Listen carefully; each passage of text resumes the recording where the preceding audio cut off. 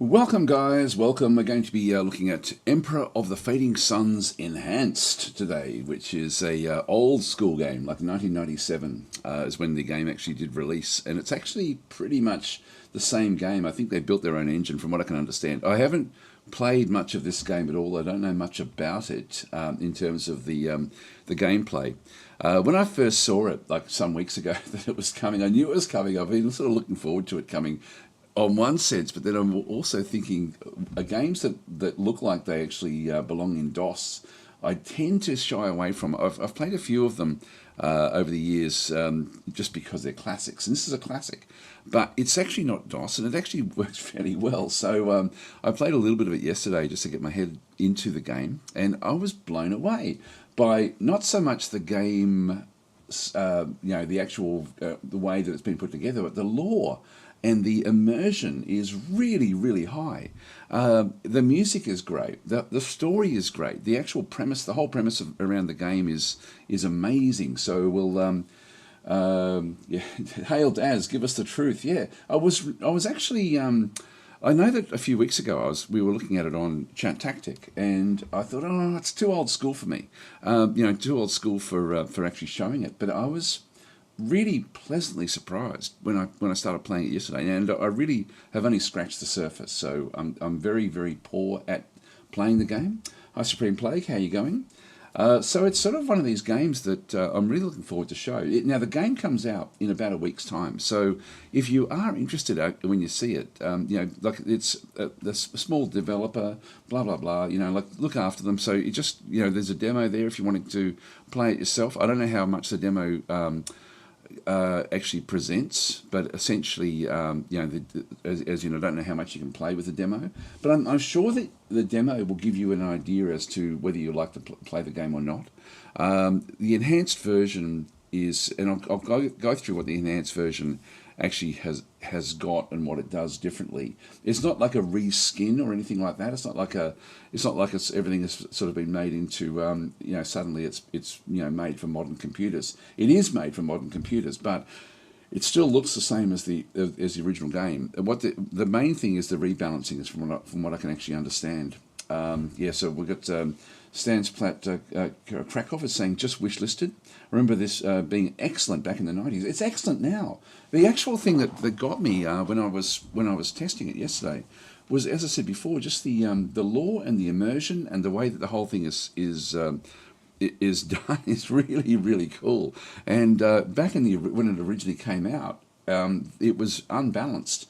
And so it got annoying for people. There were too many exploits. But that's sort of now all been tweaked and fixed. So the enhanced version is more about the rebalance and the support that it can now have for future modding and things like this, is my understanding of it. Kuno Uno is saying, I don't know why, but I was surprised you knew about this game. It's sort of funny. I actually thought, because I knew it was coming for quite some time, but I've,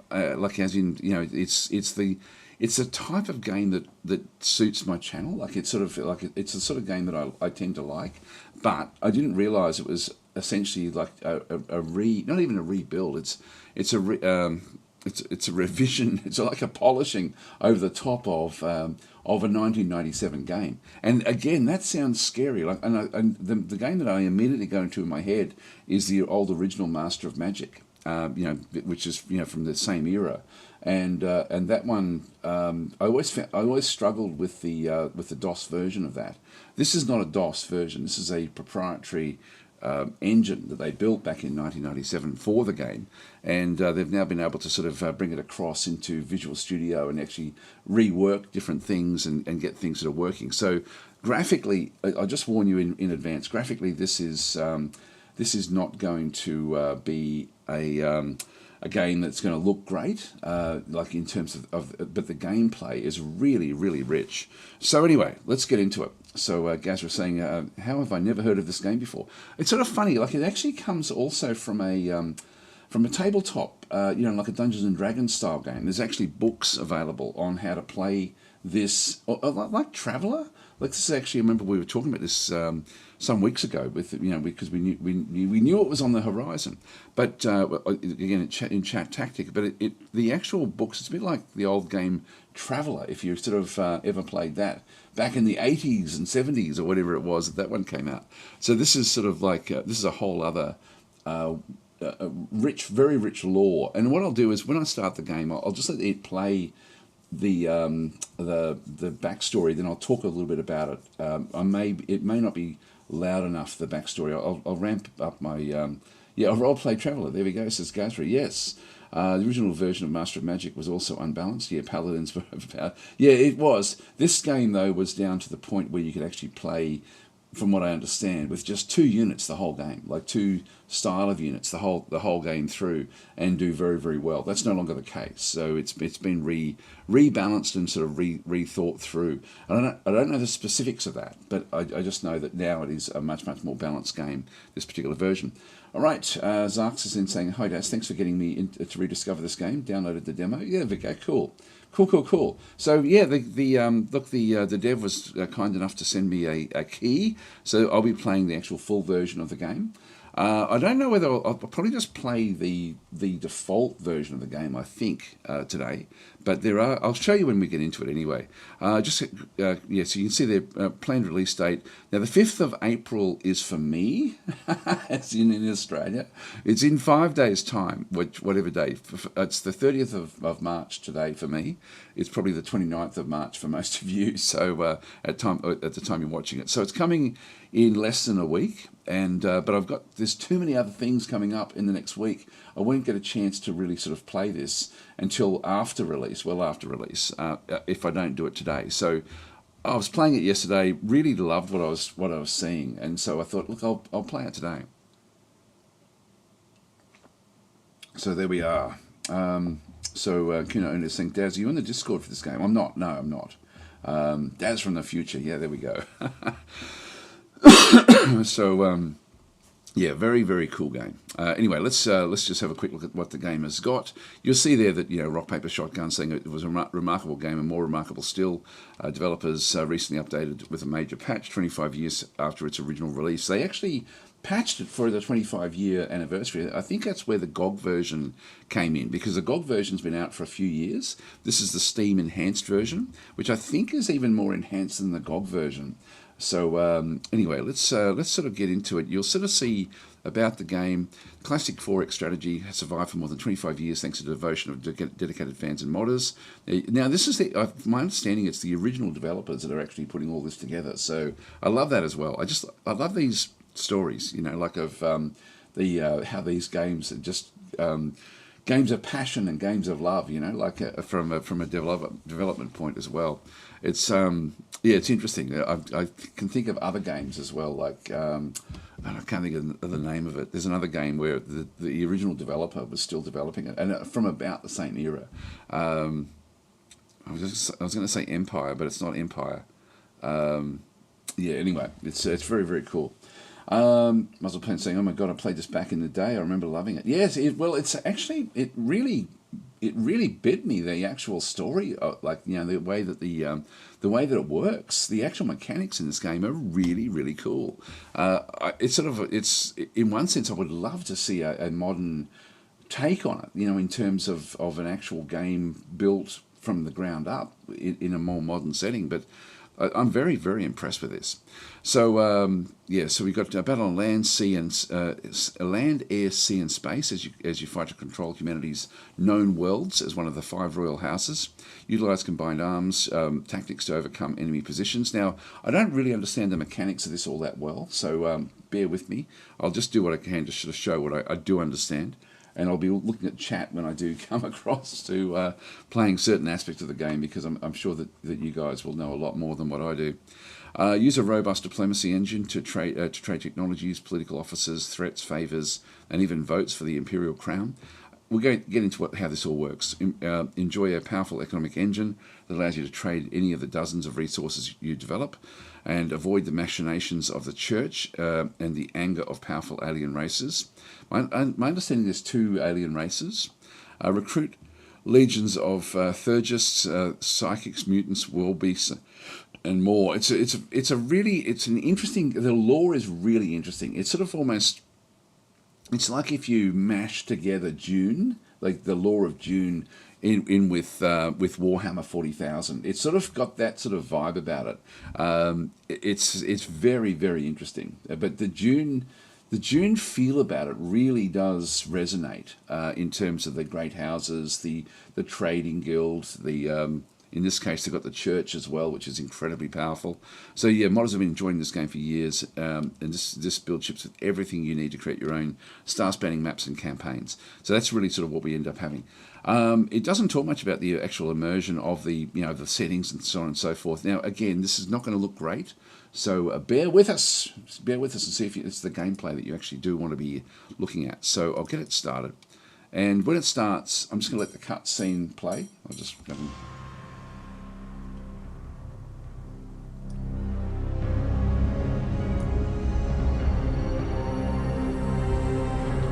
There's a warp gate.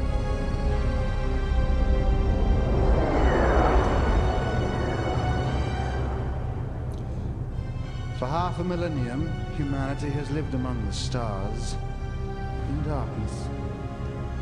Humans reached the stars long ago, building a republic of high technology and universal emancipation.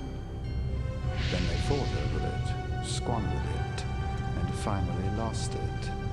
Now a new dark age has descended upon humanity, for the greatest of civilizations has fallen, leaving ignorance and fear scattered among the ruins of many worlds. Even stars are dying. This is Byzantium Secundus, Then from the ashes of our ruins, sort of capital planet. Vladimir halted our decline. Proclaimed emperor by popular decree, he united the known worlds of human space under his cunning and charismatic rule. This is about the ascension of Vladimir. Created the Great Charter, declaring how the powers of rulership would be divided and how his successors would be elected.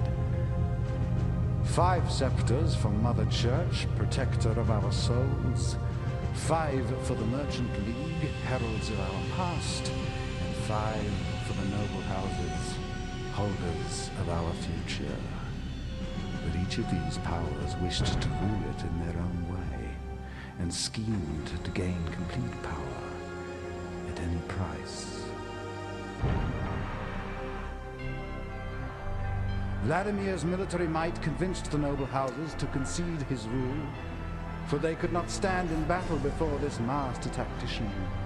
The Merchant League, last remnants of the Second Republic, made little pretense of their disdain for the Charter of Vladimir, but they accepted his rule nonetheless.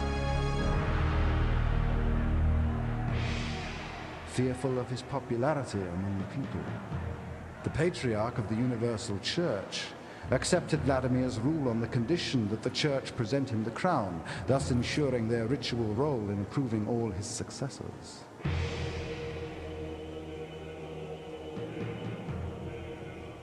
Vladimir's coronation as the first emperor of the known worlds took place on Byzantium Secundus, which had been declared the imperial throne world. In the year 4550 AD, Vladimir crowned himself with his own hands and died.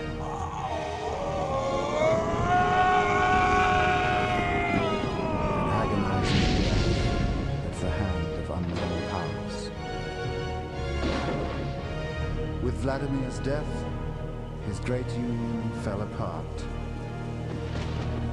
Noble house turned on noble house, igniting a war for the spoils of Vladimir's empire. The commonwealth of humanity was shattered, overcome by iron-fisted feudal lords. As the suns fade, so dies humanity's hope.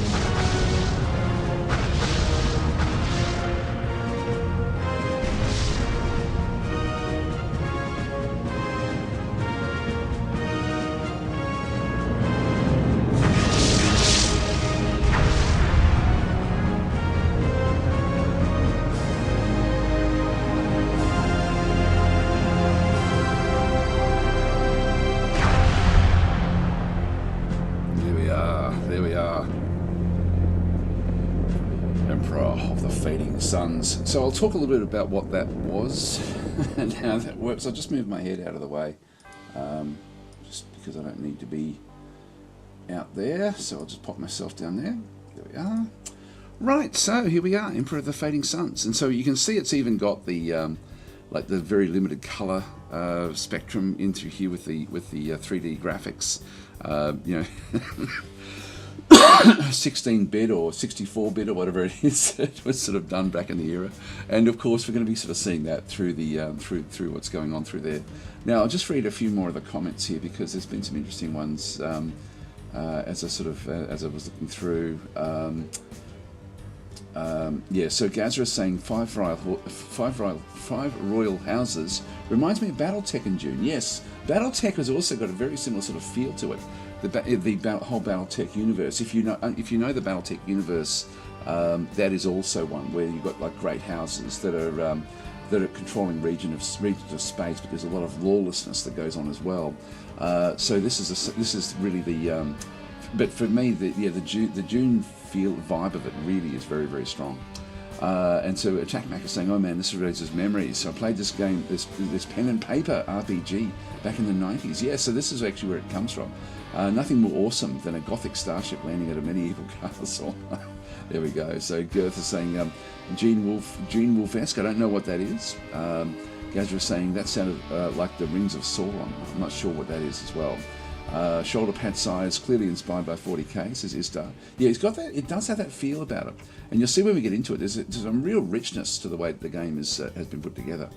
Jack Mack is saying, I had my players, so I'm guessing this is in the pen and paper RPG, encounter a haunted starship. A spirit of its past captain was roaming around. Of course, it was the ship's AI, but the characters didn't know. That's pretty cool. And so we've got Window Flatus is saying that you're right. This doesn't look good. It looks great. Old people rejoice. So Choco Socks is then saying, that's the way to go. The lore is deep with this one, says John the Holland. Yes, it is. That's the thing that really struck me when I was playing it a bit yesterday. Attack Max saying the creators had previously worked on White Wolf and their World of Darkness games, so Werewolf and Vampire. I'm not sure which games they are, to be honest. Kunky Gonoris is saying, oh cool, I've never been able to get into this game, but it sounds very intriguing. It's sort of, I played part of a tutorial that was available yesterday just to get a bit of a feel for it, and the tutorial was great. It was very, very short, but it sort of just stepped me through the important things very, very quickly, which I was really thankful for. The game itself does come with a tutorial. I might turn it on for a little bit just so you can see what that's like, and then we'll turn it off and just sort of go in dark and see how we go. So Gazra was saying, I love the space battleship design. Reminds me of space battleship Yamato, which I knew as the Star Blazers. I think, from what I can understand, the visuals were heavily inspired by manga, and I think that the space battleship Yamato was actually one of the inspirations for it as well. Like just when they were putting it all together. So I love the 90s pre-rendered 3Ds as Sandplats. Yeah, so there we go. So we've got Sandplats saying, so do I. It reminds me of the intro video to the original Master of Orion. Yeah. Well, the game was also, I think, sort of inspired a little bit by that one as well. So Toothless Shark is saying, it's a great game, lots of inspiration got from Dune books. Yeah, I'm old and can't wait to see more, says Supreme Plague. Yeah, it's more than Warhammer 40k, have been inspired by the same source. Yep, so John the Holland is saying, wait, is this one of like Shadow Empire, but you can go to other planets? Yes, you can. I'll show you that, because this is one of the things that's really, really quite amazing with the game. Attack Max saying, Daz, I was referring to the White Wolf role-playing games. Oh, okay, I never played them, actually. Vampire the Masquerade, Werewolf, the Apocalypse, and others, all of them dark and narrative with clans and intrigues and so on. Yeah, I've never played them. Okay, so Attack Max saying the creators of Fading Suns original RPG came from there. Right, okay. Yeah, it's very, very cool. Kanki Ganora is saying, I'm pretty sure a lot of 80s and 90s cosmic sci-fi was ultimately inspired by the Dune, from Star Wars. Yes, I think so. I think so indeed. Particularly with that great houses and so on and so forth. I think there may have been a pen and paper book somewhere in digital form. Yeah, I did look it up beforehand to see if there was actually, I was looking for a manual. I couldn't find the manual because I was told the manual was somewhere on Steam, but I couldn't actually find it anywhere. Anyway, that's but apparently there is a manual floating around, an old manual. So anyway, let's go and start a new game, and I'll just go through how things work. I'm just going to turn the game sound down a little bit, just so it's not overwhelming. All right, in we go. Yeah, does the game support widescreen resolution? No, it is what it is. I'll show you the options. We might as well just get them out of the way. So we've got full screen mode, which is what we're playing. Which, even though it's like, as I said before, it's like the old Master of Magic. Everything is just contained, but this is a little bit cleaner in the sense that it is just working. It worked straight away. There was nothing I had to set up or do anything with it. Grid on, yep. Autosave is on. There is a music list, which and the music, I'm going to leave the music on. I'm not sure if I'll get pinged for the music. I'm hoping not. I'm hoping that it'll still keep on playing, but the music is very immersive. It's very, very cool, and you can actually go and have a look at it. You know, Fading Suns, Battle for the Fallen. So I'm not sure if these. I'm thinking these must have been made for the game. Like, there's a lot of them. Well, there's a fair amount of them, but it's the music. I was thinking, should I turn it off for the YouTube or not? And I think I'm going to leave it. I think I'm just going to leave it. Now, this one, it doesn't seem to remember. I was turning off all tutorial messages. You can disable it in-game, but I'll just leave it on for now, and then just show you sort of the detail of the tutorial, the in-game tutorial. We'll just go back to the game. That's it for the options. Start new. I think I've got a funny feeling that the music volume and sound volume were added in with this version. This is version 1.52 final is the name of the actual version itself. The game, as I said, comes out in about 5 days' time, so it may change. There may be some tweaks that do go on with that one. So LOL Africa saying, I played this game some time ago, but manually moving warehouses was a pain. Heard this they gave an option to auto move resources now. I haven't seen that. And that, I can see that being a pain as the game gets on. I can see micromanagement. I can see it being a micromanagement hell because of the scope of the game. And that's what I mean. Like if it could be reimagined or redone for a more modern time, I think it would be great. It would just be absolutely awesome with those sorts of quality of life changes, because it still doesn't have the quality of life changes of a more modern game,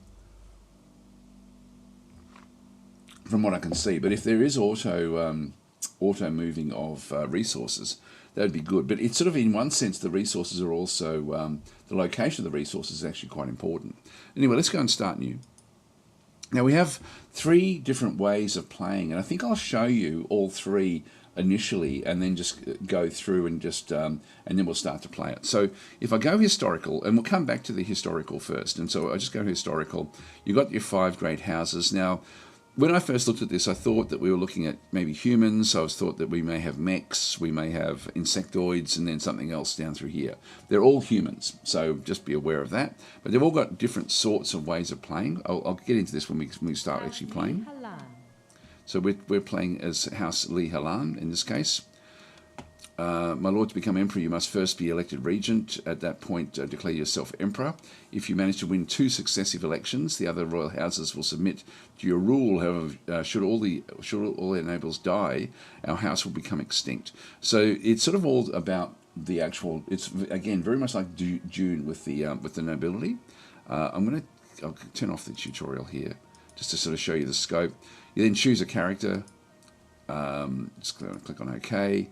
This is actually the house traits. So you can actually take negatives and then get more positives and do different things. They do come with a preset set of for each actual house, but you can mix and match. I think we'll just keep them as per the way that they go. You then are supposed to sort of go in and get some sort of research. I'll just go and grab the first one. We'll talk about this when we actually start playing. I mainly wanted to sort of show the scope of the game itself. And I'll come back and talk about the actual worlds afterwards, but let's just have a look at space, because space is where it sort of does show. If I right click on this one, this is the default game, and so and Byzantium 2 is the one that's selected in the middle there. This is the capital planet. Back in through this other side, you'll see different colors, and through here where we've got like Kish and that's actually where we're actually, our home planet is Kish, which you can see is 2 jumps away from Byzantium. There's also other colours for the other factions back in around through here. I think that Holy Terror is where the church it resides from, and I think that Liegheim is, I think, where the trade network, like the traders come from. I think. I don't know about the white. I've got a funny feeling that they may be the planets controlled by aliens, but I'm unsure about that. And I think that the other ones, the other planets that we sort of see in this grey colour, this bluey grey colour, are there for exploitation, for growth. Now, it's always the same map, but there is pretty high replay value, so that's another aspect about it. But this is the default historic game for the game. It's almost like if you were playing BattleTech or something like that. This would be this is the galaxy that you then play in. And we'll just go and click on OK. I'll just go back out and start another one. You really want to quit? Yes. Just go back in again. Actually, I think I could have just gone back to the other one, and we won't play that again. So it's new game. Random basically goes and gets all sorts of different stuff. I'll just go play. It creates a galaxy for you. This is difficult, I understand. Oh, I've left the tutorial on. I'll just turn off the tutorial. Okay, research tech. Oops, hang on. Research tech and through there. We'll talk about what these all bring in a minute. So again, we're starting off there. We just go back into space. And so this is actually now everything, like things in here, it's still the same planets. And they're still the same ones that we control. But now we actually have randomized placement in the actual game itself. And so Byzantium 2 has only got like one access point through so a pentatalk in through here, for example. So we end up having like a different way of getting there, and to get from Kish to there is going to be a fair few jumps to get back to the actual the imperial planet. It's back in through this other side. Okay, so Toothless Shark saying white planets have existing palaces on them, but they're not controlled by any house. Grey don't have any palace on it, so it has to be built. When you control the palace on planet, then you officially control the planet. Oh, okay, cool. Okay, thanks for that one. Yep, so Attack Max saying the name Fading Suns comes from the lore. At the time the game is set, scholars have noticed that the suns around the universe have begun to dim, and in some cases burn out entirely. Yeah, the backstory is really, really cool, actually. It's actually very, very rich. And it was the thing as I was playing it, I was really taken by that. Let's just go back. No, we'll just go back to File. Go back to the main menu. So that's the random game. Let's just go and start new. This is pretty cool, actually, this area through here. We've got Load Custom. And I think that there's mods you can get as well with different sorts of starts. So you've got the Dark Ages, you've got Galaxy, and you've got Lost Worlds. I was almost tempted to play Dark Ages. If I go into the Dark Ages here and just load Custom. Oh, hang on, play.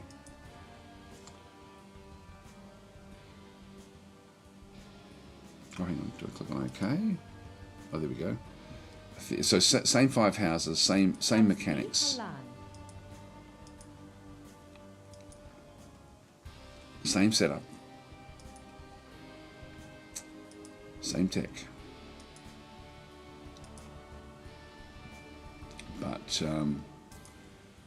But with a different sort of, like this is still the same Byzantium 2. Still the same Imperial planet. Let's just right click on this one. But a much, much smaller map. And I think that this one here, the rebel forces in the game are much, much stronger. And so you've still got the basic layouts of where everything was back in the original game. But this is actually I believe this one even takes even longer to play because you have to build everything actually up. So this is actually where we are through there. Let's just go back out again and go back to the main menu. Start new. And I'll just show you one more. If we just go to load custom, and so again the games, if we go to Lost Worlds, for example, this I believe is very, very big. Let's go to play.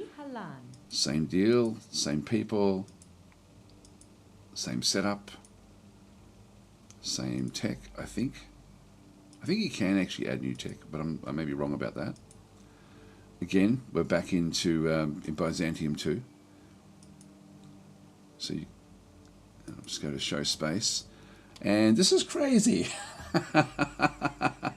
And so we have a different, like this is much larger. This is monstrously large.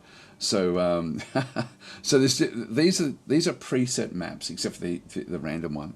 But we're going to be playing historical, because the historical, I think, will give us the vanilla version of playing the game. But there's a lot that can happen in the game within the scope of the. It would be like playing a game set here on Earth, and but then you can make changes, and everything will then sort of go in different directions. And so it's so there's a lot of directions that things can sort of take. You know, a lot of directions can be taken by the game as you play it.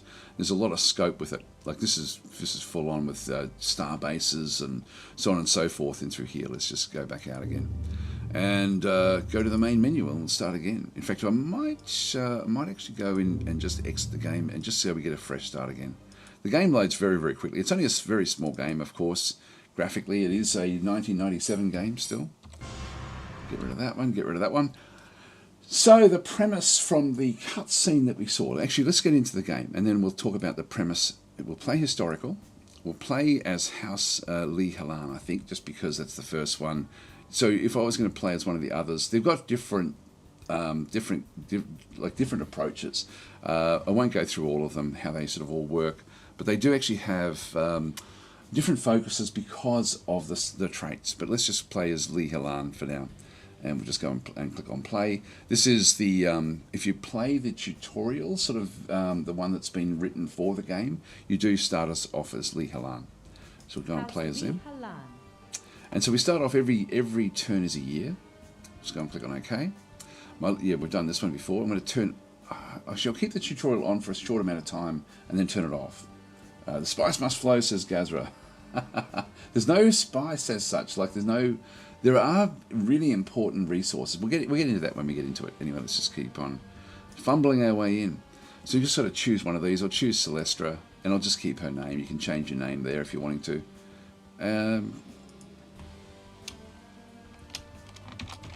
DasTactic. There we go. DasTactic will be the character that we play as. So you can see as I hover over these different things, enemy in church, the church likes you less, enemy in league, the league likes you less. And so in this case, the trading league doesn't like us very much. Disdains trade, so receive worse prices when dealing with the league. So by playing this House Lee Halan, we end up with a situation where the trading guild is not really our friend, and so we're going to be paying more for important resources. We could go with other things like there's all sorts of different stuff in through here. I won't go through them. I'll just go through the ones that are selected for us. So noblesse oblige. So doing good works for your subjects increases their loyalty at the beginning of the game. Noble scholars, rule of law, so increases loyalty at the beginning of the game as well. A friend in the church likes you better, that's good. Now this here is where you end up getting the starting points for a lot of the different tech. And so ancient documentarium, we have 3 advances in bioengineering, we have 3 advances in advanced physics, and 3 advances in psychological engineering. And I'll talk about what all of these are when we get into the game as well. And that's it. So we don't have Battle Master or any of these, but each of the different sorts of traits can then sort of push you in different directions. So I'm just going to go and click on OK. So now we need to, this is the tutorial essentially. So technology development and process of research. We'll strategize research is a critical aspect of success in your house for the long term. From designing more highly advanced units to creating a cure for the plague, technology will greatly help. So this is the tutorial with the advisor. I'll leave it on a little bit just so you can sort of see just how detailed the actual tutorial is, which is great. And then we'll sort of just muddle our way through it. So this is now the tech. We now need to choose what we're going to do with tech. Now, you can see there that we need to have, we've got the cost, we've got the number of labs, and we've got different points left over. Now, we're starting at the game. The first one, sorry, we've got also an archive, we've got a database, and we've got the research, the actual tech that we choose. If I go to the database, this will then show what we already have. I'm just going to grab myself a drink of water. I'm going to be right back.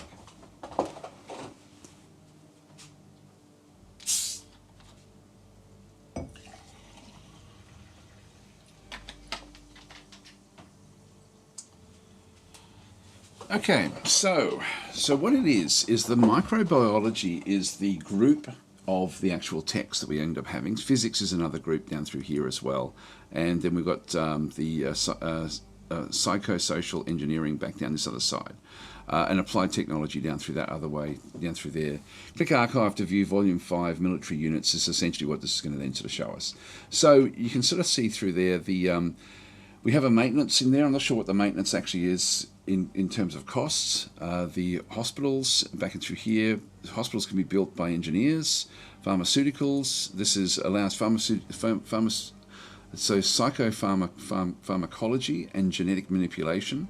Biochem plants can be built by engineers. So you'll see there that engineers this is like to build essentially buildings or like, you know, some sort of like entity, or I'll call them buildings. They're not really buildings, but these are sort of like mega structures on planets that actually deal with these different things. We've got energy physics, allows electron microscopes. So this is actually, so physics is the broader area. Energy physics then through here does allow microscopes, cyber robotics, space fighters, all sorts of different specific units that can be built, and allows gunships to be built in factories. So we've got electronics plants can be built by engineers. So engineers again will be very, very important. Mega chassis. So this is PDS fusion cannons and PDS meson cannons, allows for PDS missile launchers to be built at factories. Click archive for more information on this technology. We'll go and have a look at that in just a minute. Actually, I might show this now for actually, we'll do it for the psychosocial. We've got meditation back and through here. So it allows the cyber pilot, fractal metaphysics, blah, blah, blah. Click archive for more information. Then we've got alien psychology. So this is the vow psychology and symbiote psychology. They're the two different types of aliens. Click archive for more information on this technology. If we go back to something that's fairly inane, this is the what we end up through here is the meditation. If I click on archive, this is the premise of this archive book is that it's essentially written by the church, and it doesn't really ever give you enough information, but it is immersive. So meditation from ancient times, we of Earth have utilized a number of techniques for communing with the Empyrean through the purgation of the self, from the holy man who wanders alone in the desert to the abbess who silently prays beneath the cruciform circle. Such psychic keys enables humans to cast off their worldly vestments and bask in the spiritual radiance of the pancreator. Take care, though, for meditation is all its forms is a doorway to the soul, and the improper practitioner may open himself to the light or the shadow. This technology is known. So this is sort of like a religious book, and we can go back into the contents of the book and start to look at different things in through here. So it doesn't give you a hell of a lot of information that's really all that useful, but it is immersive. So this is alien psychology. To humans, the pancreator's mandate was given. To humans, the prophet's truths are bequeathed. So it's not telling you exactly what it is, but it does give you a religious bent on what it actually is through there. So it's sort of it is interesting just going through the various aspects. Symbiote psychology. Anyway, it's interesting. We'll just go and close that one off. But so that's the archive. The archive is interesting with what it does. I don't know what Strike does. I have no idea. So I'll just keep on going. If I do something that you go that you know the game and I'm playing it incorrectly, please do an @DasTactic and just correct me, and then I'll see it it'll pop up in red on my in my chat. I can then sort of go and address it. So let's continue on. So Kunky Ganorio saying, "Do the vow cry for the Vereta Wood?" No idea. All right, let's go and exit out of this. Is looking at our existing text. Or maybe we should have a quick look at this. So we can build hospitals using engineers. We can build pharmaceuticals. So biochem plants can be built by engineers now as well with this one through here. And this one does allow psychopharmacology and genetic manipulation, which will be important a bit later on. Energy physics allows us to build all sorts of different, like cyber robotics, Seraphim space fighters, all sorts of different things in through there. The electronics plants can be built by engineers again, allows gunships to be built in factories. So mega chassis back in through here. So missile launchers can be built in factories. Okay, that's okay. The psycho meditation. Churches can be built by engineers with this one. This one allows us to then build religious aspects on our planets. Allows you to, so this is our click archive here. So this just allows the alien psychology. We've got that one through there. That's all we've got. So we need to choose something now with the actual tech that we actually have. And so it doesn't tell us what we actually have in terms of the, it says click archive to view volume 1. Teachings of Dark. I'm not sure. I'm not going to read all this, but this is maybe it's a backstory or something. I'm not sure. Anyway, I'll close that one off. So microbiology, we've got immunology back and through there, and really what I'm looking for is advancements either in my soldiers at this stage, or I'm thinking this is my approach to it, and I'm going to. Or looking for specific buildings that might be sort of useful for me. There's psychopharmacology, allows combat drugs and wet fare. Click archive for more information. Won't worry about that one. Genetics.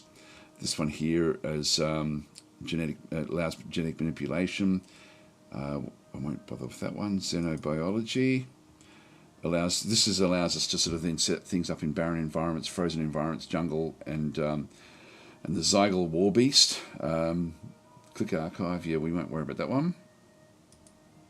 This one here allows the cyclotron, ceramosteel, and nanotechnology. Click archive. That's actually probably would be good for armor, composite armor, ceramosteel, space frigates. Okay, there's a lot there. Starports. I might start there actually with composite armor, and then we also have a lot of these things as well. We've got fractal metaphysics. Cyber robotics. This is Prana Bindu. Assassins and trackers. That's actually pretty good as well. The cost is a bit higher than the other ones. Vow psychology and symbiote psychology. I won't worry about that one. And then we've got the parapsychology through here. So getting the Prana Bindu to get the assassin and the tracker legion would be good actually. But I think I'm going to go composite armor to start with, so we can build starports, and we then also get other bonuses with our basic forces. So we'll just do the research tech. Now you get to research however many labs you've got, and so the labs are really, really important. Let's just go to the research tech. Do you want to research? Yes, we do.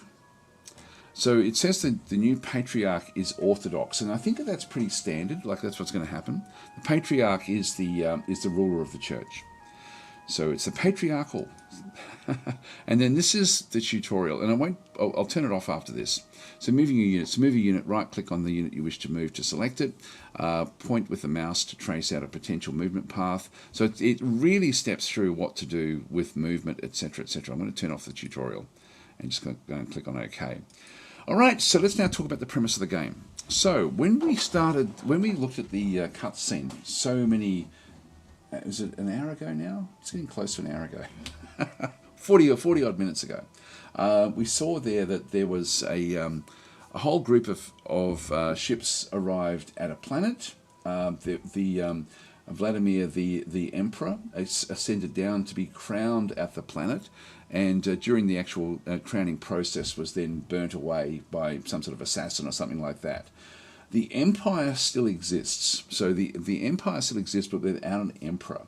And so we have imperial forces everywhere, and then we have a presence around if we have a quick look at the if I just go back into space and then just do a right click in through here, and so Byzantium Secundus, or Byzantium II, is the actual world that we're talking about. This is the world that they came to for his crowning, and so this is the imperial world. If I click back just onto the Byzantium. You can see there's nothing actually in orbit here at this point in time. Everything is either on the surface or elsewhere. And so if I go back in and click on Byzantium, or right click on Byzantium, it then takes me into here. Now this is again where I would love to see this game built for with more modern user interface, because you can't really change what you're seeing through here, and we actually have a fort underneath here. If you can see there with this one selected, it's sort of all going on where we've got like the fort. That's a fort built underneath this other side. Back over through here, we also then have other forts. We've got a factory, a fort. Now see, these are grey. This is the Imperium. This is the Imperial area, and we also then have other ships, for example, back over through here, destroyers and battleships. These are warships for the ocean. So we do actually have an ocean there. If I right click on through here, this is the Imperial world. And the Imperial world is full of all sorts of little bits and pieces in around it. Like if I go and click over here, for example, you can see that there's some sort of entity there, some sort of entity there. There's a green entity in through here. These are essentially the fortifications and the ambassadors of the various great houses in around the imperial planet, so the imperial the capital. So, and then across here we possibly will sort of see other. I'm not sure if that's anything. I don't think it is. Is there anything else that's? We can explore this planet, but this is Byzantium 2. We can't go to war with each other here. So this is there's sort of like there's rules about what happens at Byzantium. And so at Byzantium Secundus, as I said before, the capital of the actual planet itself, and actually that does now show it. So you can see our fort there. If I right click on this fort through here, we'll sort of see what we can see. Like they're going to have a noble here, for example. On our fort, if I right click it, we also have a noble with a whole lot of different forces here as well. And we'll talk about what these actually are just when we start to get to what they're doing. These are the resources in the game, from food, energy, metal, trace elements, or trace metals, exotica, chemicals back and through there, biochems, electronics, ceramosteel, wetware back and through there, monopoles, gems, and then finally singularities. And these things all have got there's different ways of building these. So if we go to singularities is the most difficult resource to get. And so these are built at a cyclotron. They require 10 energy, 10 monopoles, 7 gems, and that'll give you 1 singularity. And the Merchant League is currently paying 6,000 per point for these. And so these are very, very... this one is needed for jump engines. So we need this to build ships. So we have it's very difficult to actually... Everything has collapsed, a bit like, as we said before, BattleTech, things like this. So the society has collapsed. We're sort of in a dark age where getting the sorts of resources that we require is really quite difficult. If I right-click on any of these, like food is just food. It's harvested in farms and arboreums. Most units consume 1 and cities consume 10 per turn. Needed to build cities. The Merchant League is currently paying 10 per point. Eating 24 points on this planet. Eating 156 points galaxy-wide. And you can see we're harvesting 133. So we have a problem there. We have a problem because we're eating more than we are making. So I'm not sure if there's randomness with that, with the way that one sort of does work. We do have 750 stored up, but we do have a shortfall there. So we're going to need to build more farms. So that's going to be, we'll get to that in just a minute. The energy, so this is harvested in wells. Don't have any of those. This is just for us. Metal, harvested in mines. This is a fundamental construction. They're paying 10 per point. We're harvesting 63 points galaxy-wide for ourselves. The trace elements, we're harvesting 25 of those. These are also harvested at mines. The exotics, don't have any of those. You'll see that we don't have any of these. Some of these can be built at a chemical plant, back and through here, using energy and trace elements. But we don't actually have any of those. Biochems at a bioplant. And so we have to research the different types of plants and then get the actual resources to then be able to go and build these different things. And these then, I won't go through all of these, but essentially the resources, there's not a hell of a lot, not like in Distant Worlds or anything like that, but they're then used for building. If we right-click on this area through here, we then get taken through to the specifics of the stack that we're looking at. And I won't spend too much time with this, but essentially we've got a very, very powerful army sitting here. And it goes through from, we've got some space units in through this other side. I'll just talk a little bit about this one. This is a freighter that has landed at our fort. It can carry 2 different units here. So we can actually put 2 different units on this particular freighter. Then the actual units we have on the planet, we've got a noble. So this is a high-ranking official. The noble has to be at Byzantium Secundus to be able to then vote when there's a vote going in. So these are essentially our representative on the planet. Now they can be assassinated. So initially we don't have to worry about it, but eventually we're going to have to protect them, and that's why we've got such powerful forces in around them. And so and then we've got different missile systems. These are going to be, like these missile systems here will be for these will be missiles. If you can see it through there, it's an indirect, the attack, I'll get through this when we actually do fighting, but it's got range space, so this one can actually fire into space. This is so we've got 2 of those. We've then got these power legions. These are like lost tech, but we've got a fair few of these.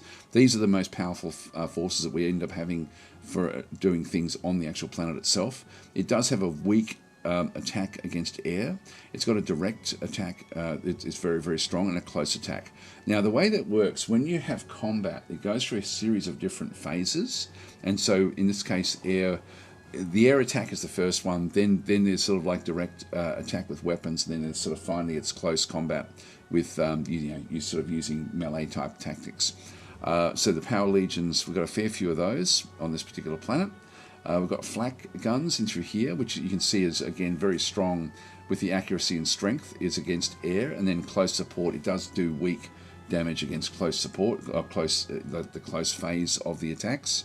We've got a couple of flaks. We've got anti-tank guns back through here. Again, going to be it's reasonable. These were overpowered, my understanding, in the original game, where you could actually just build anti-tank guns and flak guns or something, or artillery and just win the game. Anyway, we've got 3 anti-tank guns. We've got 2 artillery. So the artillery is indirect. It does have a little bit of air and then close as well, but the indirect phase is done first. So this one does damage initially. So Toothless Shark saying, by the way, you start the game with 5 nobles, and if you lose all 5, it's game over. Right? Yes. Yep. So we've got 1 noble here on Byzantium Secundus. Kunki Granoria saying maybe Shadow Empire was inspired by this game. Very much could have been, to be honest. Very, very much could have been. There's a lot of similarities in the way it does the way it does things. They changed it in an enhanced version using community balance patch, says Lol Africa. One of the 1990 Shadow Empires. This says Temru. Temnator. This is Emperor of the Fading Suns, which is a 1997 game, but it's been sort of revamped for modern times. Now, the last thing we see through here is actually food. We've got 500 food. So we control 500 points of food here. So it does not participate in combat, never rebels, and is immune to plague. And so that's what we end up having at the actual location. Now, our sect is Orthodox. We'll talk about this again a little bit later on, but this is essentially where we can start to plan things. Now, I'll come back to this when we sort of start to do other things. Let's just go and exit and just go back to show space again. So that's the actual Imperial world. If we just right click on this one through here, Kish, which is 2 jumps away, is our world. So let's just go to Kish, and you can see at Kish we've actually got there's a group of, just right click on it in through there, of different ships and if I can right click on this one as well to be taken into this particular zone. So we end up with a cruiser back into this other side, and you can see there ranged space attack of very high strength, and direct space attack of also very high strength. So this is actually a very, very powerful ship. This can do all sorts of different damage. So the cruiser is there. Then we have a frigate, which has got like a much lower direct space attack and close attack as well. So these are much smaller. You've got different ranks and things like that as well. And you can see there, like this one is going to cost 750 for maintaining this one through here. 78 armor, psychic defense of 42. When we have a look at the frigates, these are much lower. Maintenance costs are lower, armor is lower, the psychic defense is lower. They're a combat ship. So we've got 2 of those. Then we actually have, and you can sort of see that these can carry 2 units each. So these are assault landers. And so these have got, again, some combat abilities like air and close support. Again, air is different to direct space and close space. So these are all different phases of combat, which makes the game really quite interesting. So anyway, we've got these are assault landers. And you sort of see when I hover over different things, there'll be different amounts showing up in here when I have something selected. Like if I go to the cruiser, for example, this is going to cost 180 metal and 80 engineering, 80 electronics. Not sure what that one is there. I forget what these actually are. And so and this one takes 3 of those singularities to go and build it. This one here is only 1 singularity to go and build one of these. This one is 1 singularity. So to build any spaceship at all is going to be very, very expensive. We can't do it initially. We really are stuck with this fleet, and so we've got to be very, very protective of the fleet. So Draco Strife is saying, what has changed in the Enhanced Edition, aside from being playable on modern systems? There's been a rebalance of a lot of things, I believe, and I had never played the original game, so I really can't speak to that, but there is actually some information on the Steam forums if you are interested in sort of finding out a bit more about it. Okay, so anyway, and then we finally have this one here as a freighter. So this is a bulk hauler where we can actually, where it's got very limited attack abilities, but can transport 4 different units. So that's what we actually have in space, in and around our home world. We'll just go and exit, and I'll just go and if I go and click on this, see, it wants to land, which I don't want it to do.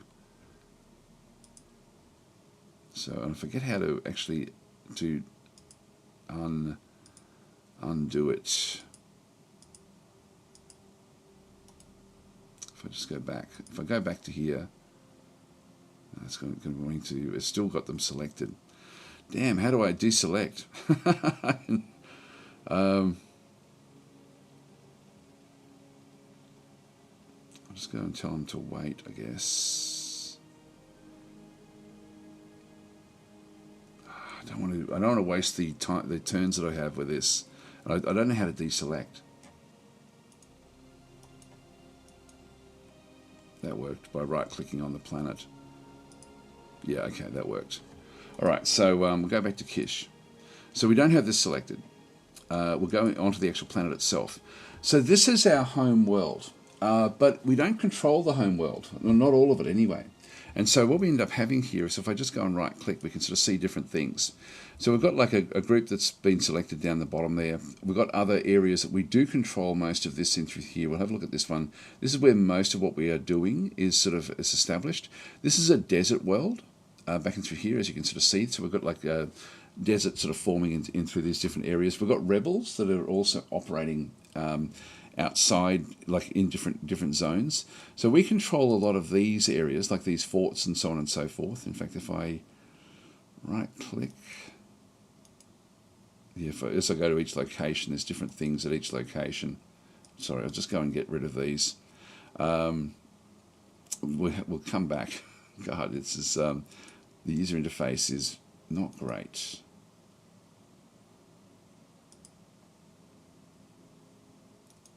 Yeah, I can't deselect. Showing you how to deselect. Shouldn't have skipped the tutorial. I shouldn't have. No, I'm not sure how to deselect. So, which is very, very frustrating. If I go wait, hopefully that's not going to interrupt things. But you can see we've got forces everywhere. We'll come back to this. Hopefully I haven't screwed things up. Yeah, no, we've still got all the movement. We need the movement. We need to make sure that we maximise what we do every turn. And you can sort of see there if I double click a unit, for example, if I go and grab a scout tank and just double click it, I can then sort of move it off into different regions. When it goes and hits different terrain, it's going to then be slowed down. The roads will then allow it to go a lot further, as an example.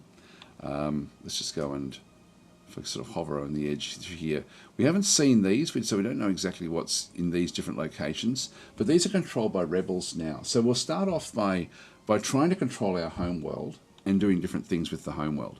And so I'll just go back to space again, because in the tutorial it gave a few examples of things that we should be looking to do. And so and it really didn't sort of spend too much time doing that one. I wish that the WASD keys would work, but they don't work as well. You do actually have to literally right-click to recenter what's going on. Let's talk a little bit about what we're seeing through here. So when we have a look, the one lab that we have is back in through this other side, where we have like just a couple of militia and an anti-tank gun are looking after that lab, so they're protecting the actual lab itself. And you can see there we've got technology here, so I can go and click on technology to change the tech that we're doing. So we've only got one lab at the moment, and so that one lab is now working on the composite armor that we're doing. So we just go back to research tech, and so that's what the lab is doing. It also can build certain units, but really we want to be using our factory for that. And you'll see through here we've got the lab, we've got a shield in the middle through here with, again, more troops. And this one actually has got some metal and some, not sure what that cargo is, food. Okay, we've got food and metal back in through there. We've got a factory back over this other side. The factory, now if we go into build at the shield, I can build an engineer, militia, legion. So most things you can build like basic stuff, but that's all I can build there. If I go back out again, actually if I just exit that one and go to the factory, so the factory has again just got some militia along with an anti-tank gun. If I just go into the into build at the factory, you can see that we've got other things we can now queue up. We've still got the engineer, we've got the medium tank now, the tank killer, and the we've got anti-air, artillery, and there's other things we can't build because we won't have different resources. So the atmospheric fighter, dive bomber, strategic bomber. So most of the important things that we want to be building, we can build at this location. And we can see where the things that we actually know that we can build, but we just don't have the resources for. So artillery is going to cost me, again, a little bit of metal to actually get artillery, anti-tank guns. The militia legions are fairly cheap. These are only sort of like 5 metal to go and get one of these. And then we've got these different things that are requiring electronics to then go and get these, which we can't actually go and get. The gunship, again, we're sort of looking at this is more air. So there's a lot that goes on the planets, and these are all sort of planetary areas. We've got then we've got the SP artillery, so self-propelled artillery, self-propelled anti-air. We can build those tank killers back into this other side as well, and we can sort of see the differences as we scroll through what they do. So medium tank has got, for example, it's only got 10 strength against air, but it's got 60 against direct and then 50, and then the tank killer has got even more against direct attacks, so it does a lot more in that particular phase. Armor of 30, that's 40 to get one of those, 40 to get one of those. So it's the same sort of damage. This tank killer has got spotting of 4. So as I sort of scroll between them, the medium tank has got better armor. It's lower rank than the tank killer as such. So I can build these if I wanted to. So I can sort of go and grab another medium tank as an example. We've got like this is a missile launcher which goes into space, so protection against space. The scout tank in through here requires a little bit of electronics. So this is a fairly high tech unit, which is not very strong. The engineer is what we need to build all the different buildings that we need. So we are going to be needing an engineer. So I could go and build an engineer from here, or I could build it from pretty much anywhere. It's 4 turns to get this guy. So this one takes 100 metal and 100 food to build. So I'm thinking I will build one of these right now. So we'll go and build one up. Should we want to produce an engineer? Yes. So we'll get the engineers started to be built at that location. At the church, we end up with having like we've got clergy back and through here again as well. Does not participate in combat. Increases the tithe, skim, and convert sects back and through here. So this is the sect is Orthodox, which is what we actually have. Then we've got some militia and artillery just to protect the clergymen. So they're at the actual church. This is a church that we have, that we control. It's not the church itself. Then we have actually got a couple of things that you can see. It's got a different color. So this here is actually the Imperial forces on our world. So if we have a bit of a look at this one through here, you'll see this is the Imperial Eye, is what's been established in through here. So they've got like a one of their assault landers is in through here as well. They've got infantry, basic infantry back and through this other side as well. This is an infantry legion. And you'll see there it's controlled by the Imperial Eye. So this is the Imperium looking after this one. Now the Imperium, God, there's a lot to talk about, a lot to explain how this game works. The Agora is a trade location. So if we have a look at this one through here, this is what they have to trade. Got anti-tank guns, they've got artillery, so it's very, very weakly protected, but they have a lot of different, like they've still got, like, for example, 200 metal. So I could actually go and trade and buy the metals if we wanted to, but we're pretty poor at trading. We will need this at some point, but we'll get to that. So let's just leave that one where that is. So that's the actual, that's the trade hub. This again is all of our stuff in around this planetary shield. Let's have a quick look.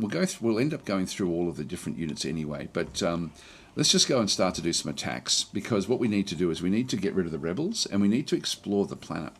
So we'll have a bit of a look through each of the actual different groups. If we go and at the factory, we've got, I think it's got a handful of units there down there. The palace itself. Oh, this is interesting as well. The scepters are the votes that we actually have. So grants 1 vote, never rebels, and so the scepters are really important. If we can capture other scepters, then we're doing well. So this is actually our palace. The palace also then has the 4 of the other nobles, and as was mentioned before, is if these die, we end up with problems essentially. So we need to make sure that all 5, they've got the 4 here plus the 1 that is representing us on Byzantium Secundus. We've got 1 engineer here already, which we can then go and use for building something. So we might send him out immediately to go and just build something basic. So he can build different, and I haven't played with this aspect of it just yet, but he is so the engineer is back and through there. Then we've got some basic infantry. So these are also infantry, very similar to the infantry that the Imperium uses. These are stronger than the basic militia. So these are stronger than militia. So again, it really has that Dune vibe of different types of units doing different types of things. And so the planets themselves you have to then sort of fight on as well. So you're fighting in space, you're fighting on the planets, but you're fighting also in sea, land, and air. So there's a lot in this one. And every single unit, unfortunately, you have to sort of manage each unit or each group of units individually. So with the nobles back and through here, dual high ranking, greater than 6 units during combat. Noble provides stack combat and other bonuses. So these are useful in fights, but we don't want to risk them. So we're going to keep them out of the... fight them on the beaches, says Major 50, yes. So we'll keep on going. But the engineer is definitely something that we do want to be to build cities and roads. And the cities are the buildings, essentially, or the themed areas that we end up having. And so, and I haven't really played with them much, but we do need to get more food. We sort of saw that was important. So we should be able to build farms with that. We'll just go and exit. So with that one there, if I wanted to grab the engineer, for example, and we've got a farm down this way, but I could build another farm. I'm guessing I could just build another farm in here somewhere, like maybe even over this way. I'm not really sure. Let's just go and double click it. When you double click it, you end up selecting just that 1 unit, and so I can actually move down to there. I wonder if it's better off somewhere else. Maybe we take over rather than waste it now. Excuse me, because they do cost a lot of metal. Let's let's not worry about it for now. Yeah, let's not worry about it. All right, let's go and invade one of the other areas. So at the factory, we've got a few militia and an anti-tank gun. I think we might go to the palace and grab some units from the palace. Actually, have we got anything else we can do here?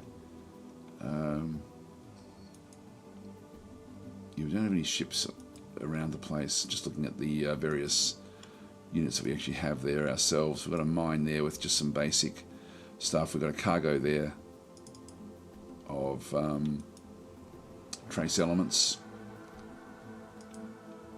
So we'd be wanting to sort of bring these back into, for example, the factory or something like this. So I might just move them across. So I click once and then click a second time. Then that just brings those trace elements back to the factory. I don't know if they have to be back at the factory, but anyway, that's where we'll send them. And then I can just sort of right click again just to sort of move things. Now the fort that we have through here, this actually does have a lot of advanced units ready to go. So I think I'll pick up from the fort. Like this is actually where we've got most of our units ready to go. And through here we've got an officer. And so the officer provides stacked combat bonuses. So we'll bring the officer along with a few of the other different types of units. So we've got the smiters, which are these are the artillery, the self-propelled artillery. So the smiter, we've got the wolfen, which are the medium tanks. The greyhound is a scout tank. Got artillery back in through here. The greyhound has got spotting of 8. The others have got spotting of 4. The officer has got a spotting of 6. So you can see different things. Let's go and bring these across. Now I can attack a few different ways. If I grab individual units, like if I go and grab the scout tank, for example, as you saw before, I can sort of move it along the roads and do whatever else I need to do. With any of these units, I can do the same thing. So Brian is saying, this game looks great. How complicated is it compared to Shadow Empire? I would say it's probably easier to understand than Shadow Empire initially, but it doesn't have the same sort of automation as Shadow Empire. So this game I think will get pretty big and unwieldy fairly quickly. So it's almost playing like a big war game. But let's just go across now. What we'll do is we'll go into space, and with our ships that we actually have through here, if we just go and right click on those, I want to bring down the assault landers. I'll bring down both assault landers. So I'm just going to double click to select one, select the second one, and I'm now going to select, so I've got 2 selected, the two assault landers in through here. I'm now going to click on Kish, and now I have to tell them where to land. And so I'm just going to go across into where we've got our fort, which is here, and I'm going to tell them to land on the fort. So they've now landed on the fort, so they've moved into here to be landed. If I now right click on or if I go to the view the stack details, I can now start to put some units on here. So we're going to go and move, what should we bring? Let's bring out artillery. I could bring a self-propelled artillery. What's the difference? Yeah, I'll bring a self-propelled artillery. And so I've got to drag it into here. And what happens is we get this connection. So we now have this assault launcher now has one of these. Get a little plus telling us that it's actually on there. Let's bring the officer into this one as well and just drag it onto the front. And so it's now this one is connected to this one, is connected to this one. It's a bit convoluted to sort of see that. Let's bring a wolfen in as well. So we'll bring a wolfen with the other one. And then we've still got one more slot there. So we've got 2 slots here that we can carry things. Let's just take a militia force with us as well. So just some basic infantry. Maybe I could have used this one down at the palace and brought some better infantry. But this is very, very weak. Yeah, I'll still bring it along. So I'll bring that one along as well. And so that's now got 2 of our assault ships is now ready to go. So we'll sort of use those. So we'll just go back, if we go and exit, so we're looking at this particular area through here, we just go and exit. At that point we now have the assault launcher with these guys with a little plus sort of indicating that they're actually there. These have now been set to go, so we'll now launch them, launch the selected units into space. So they're now back, and there's the ones that were still selected. So we've got all of those selected. Let's now go and land near one of those target locations. So we're going to go and click on here, and this time we're going to go up to where there's those two there. There's another one way over there, but let's go with where there's two. So we'll start to do some attacks this way, and we'll just land next to this particular location. We don't really know what it is. I'll land on the road. So I can't land on the location itself. So would you like to unload all of your transport group's cargo? Yes, because the combat group that we actually have is going to be there. So that is another farm. So we'll just go yes. And so we now actually have, these have now used up all of their movement. These guys have still got their movement. So we can go in with the attack on the actual farm itself. But we want to soften the farm up. If I right click on the farm, I can then sort of see that the spotting that we have got here, we can see that we've got like an anti-air unit, which won't be too bad. If I go and have a look at the actual the stack details, this is actually what they've got.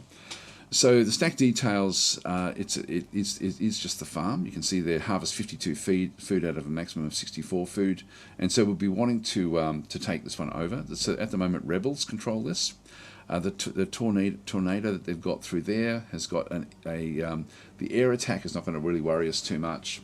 65 there if we had aircraft. We don't have any aircraft coming in. We've got militia back into this other side, which has got like poor close attacks. We've got militia as well, and then they've got artillery, which does indirect, then air, then close support. The artillery is the dangerous one. So rather than going in with our 4 units initially, I'm going to soften them up. So we go and exit, and we go back to space, and we've still got 4 ships left over here. So let's just go and right click on those. And so with the 4 ships, we have the Vlad cruiser, we've got the frigates, and we still have the bulk hauler. So I'm going to go and grab the Vlad cruiser, and just with that one selected, it's the only one we've got selected, I'm going to go back onto the planet and now bombard that particular farm. So if I go back in, so do you want to attack or land? We want to attack, and so choose a hex to bombard. We're going to be bombarding the farm area. So the attacker has hidden units.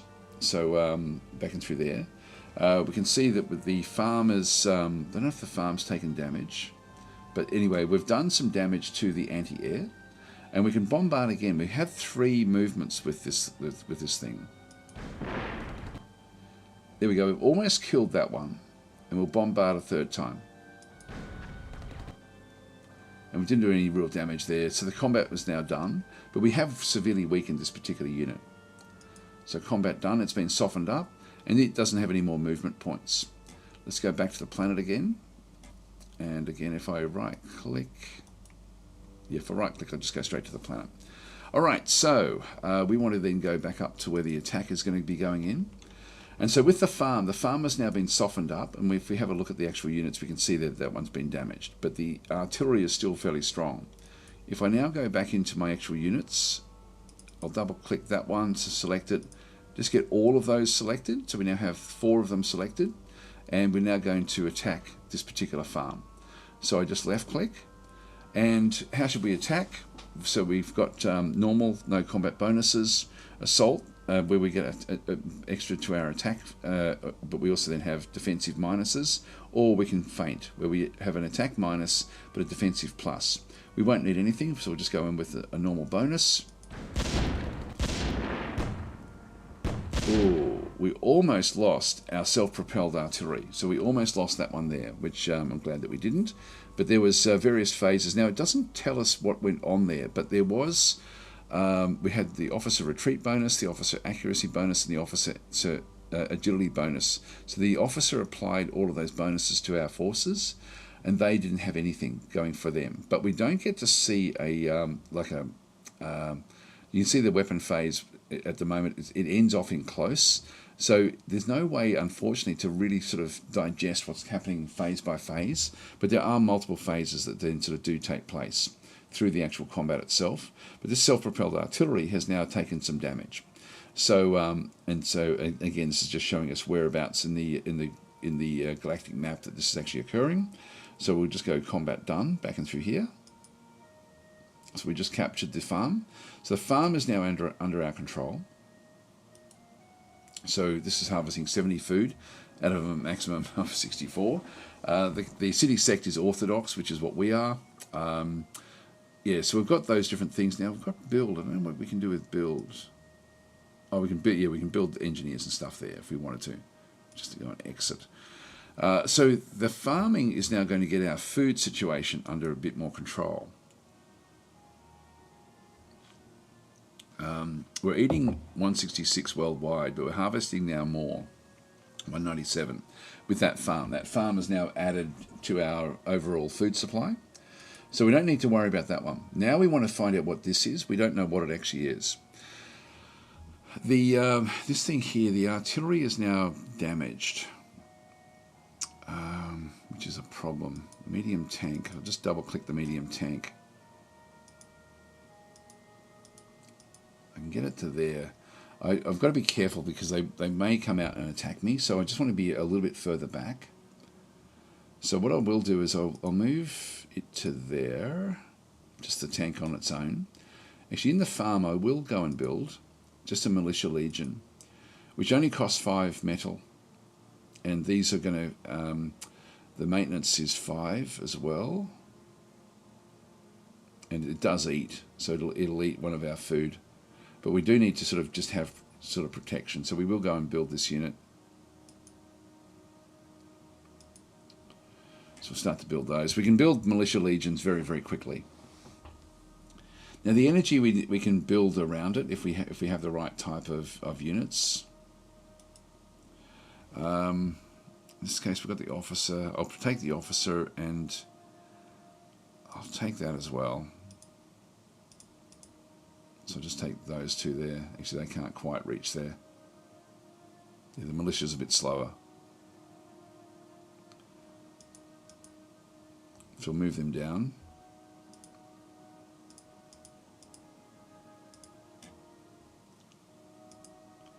Move that one across. And we're not seeing this one just yet. We could move up one more with both of these. It's not really going to help us all that much. If we just hover in through here, we've got the fort as well. In the fort, we've still got some other units, other self-propelled artillery. I might bring some of the tanks up, along with the scout tank. Actually, they can all reach to there. God, do I bring in the other artillery in as well? I think I will. These, I won't worry about the anti-aircraft, the anti-tanks.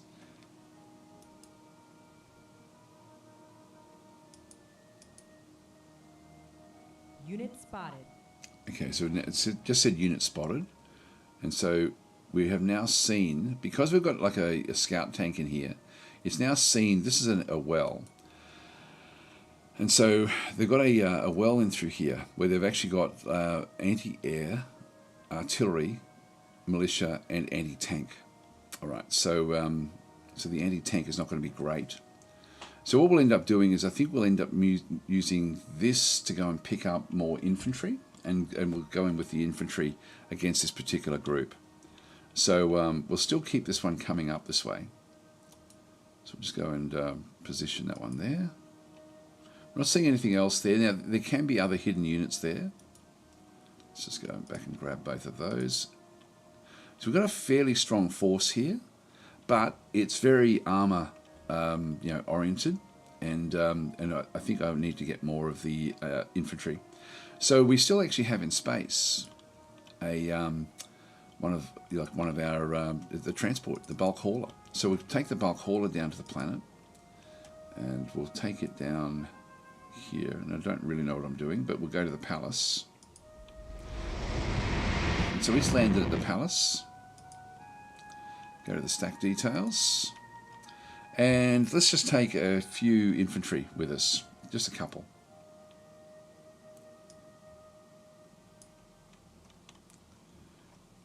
And another one there. So we've got 2 infantry on it. I don't think I'll take anyone else with me. I think I'll just leave that where that is. Actually, we've got 3 artillery. I'll take 1 artillery as well. So you can see we're just sort of putting these in there. Just go and Click on exit. And so with that one there, we need to now launch it. We've still got one more move with the bulk hauler, so I'll now go and land this one near the near where we're going to be attacking. So with that one selected,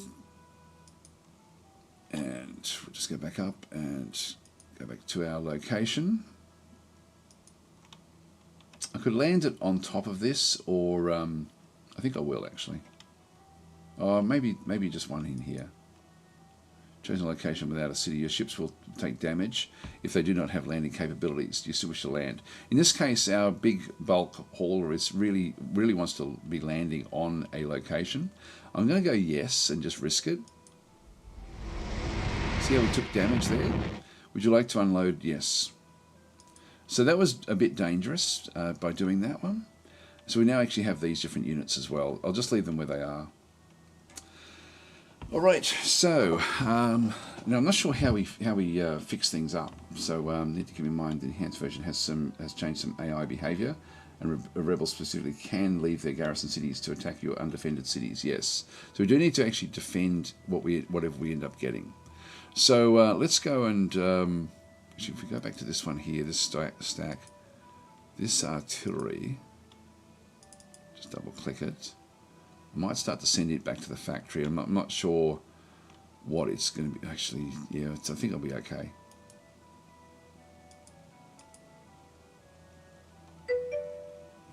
Move that one down. All right, so I don't really need to be doing too much else there. So sorry, what's saying? Hey, Daz, ever played Alpha Centauri? Any chance of streaming it perhaps someday? Probably won't ever play Alpha Centauri again, to be honest. There's too many other games that have sort of replaced that game. In reality. So now Sedman is saying I might need to boot it up then, see what, okay, I just need a enhanced version of Star Wars Rebellion. Hang on, I've missed a few of the comments here.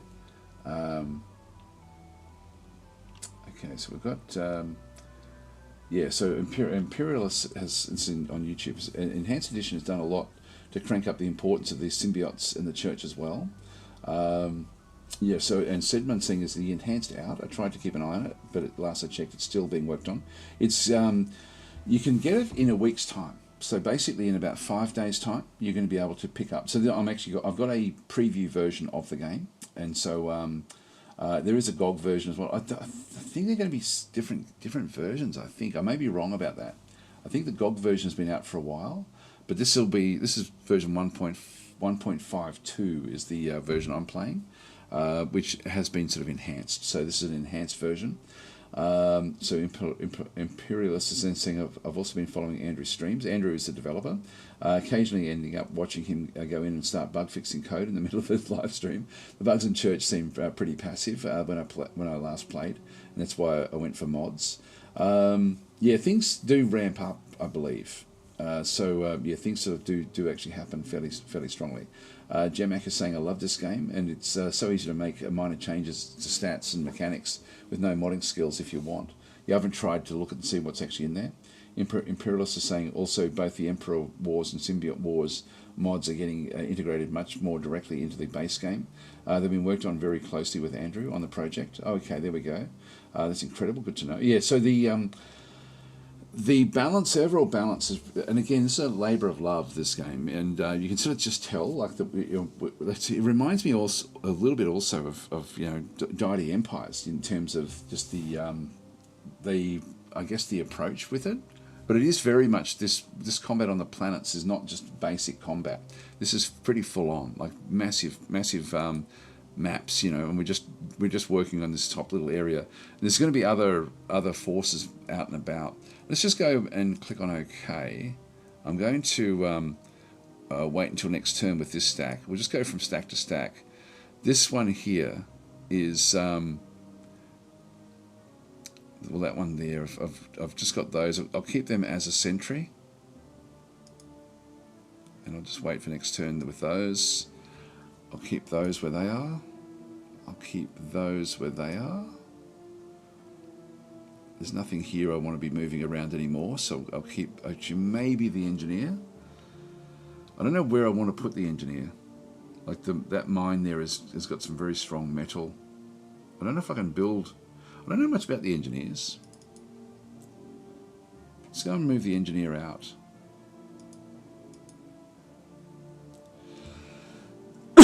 And we'll just maybe look at getting some more metals, because we will need more. Excuse me.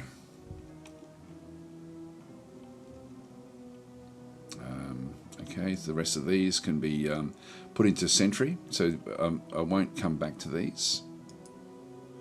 Then we'll just go, wait, this one here is the lab. I'll keep them on sentry as well.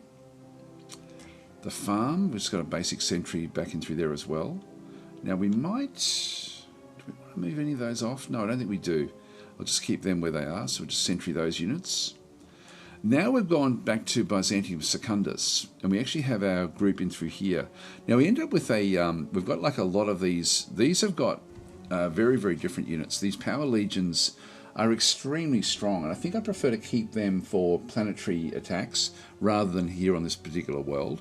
So we've got on the world here a freighter, and so I'm going to go and add in the two power legions to the actual freighter and move them off world.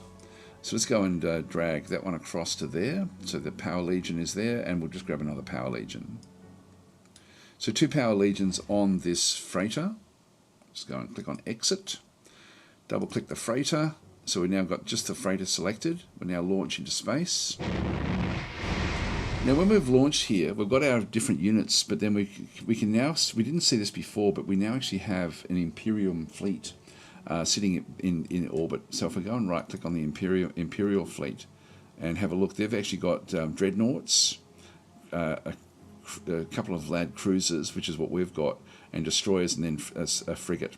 And so if we have a look at the actual what the dreadnought has got, for example, so this is much stronger again than anything else. So we've got the cruiser is rank 5, this is rank 6, maintenance of 1,000, and it's got the strength of damage there. The range in space and the direct space is 90 and 80. This is 80 and 70. So the cruisers aren't too bad. Then we've got the destroyer at 30, 60, 70. So these have got like a different type of attack as well. And then we've got the frigates back in through there, much weaker. So rank 3, rank 4, rank 5, and then rank 6. So so this is what we end up having. So these are this is the Imperial fleet without an emperor. So the Imperium is still there, and you can see there that the Imperial fleet. I should show you how these things work. If I go to is it house? No, that's not it. Diplomacy. No, that's not it as well. Byzantium. There we go. Here we go. This is the Imperial. The Imperium essentially is the idea is to go and become the Imperial Regent back up the top through here. This is what we want to be. What we want to be. Essentially, then become the Emperor at that point. The 5 houses are vying for different positions, and you can see there we've got the Stigmata back into this other side, which is currently vacant. Only the Regent may assign officers, so you've got to get to the Regent before you can then sort of start to assign who's going to fill these roles. Imperial Eye is the spy, the Imperial spy area, and then we've got the Imperial fleet back in through here, which is what we're seeing in space. And so we saw there that the Imperial Eye has got the presence on our homeworld in the fort, but the Imperial fleet has got the presence in space. And the Stigmata, I think that's sort of like a religious group that is on other planets, I think. Is sort of where that one sort of goes. Gee, I wonder how long a game takes to finish, says Gazra. A fair while, I would imagine. And then we actually have, these are the actual people, these are the actual houses that we actually have through here. This is Lazarus of House Hazat. I can go and ask them for different things. We might start to do that and just try to become a bit more friendly with these. Let's click on done. And so each of these we can sort of then talk to. So let's go and let's maybe talk to Lazarus back through here. So give me I don't have any technology that we don't actually have.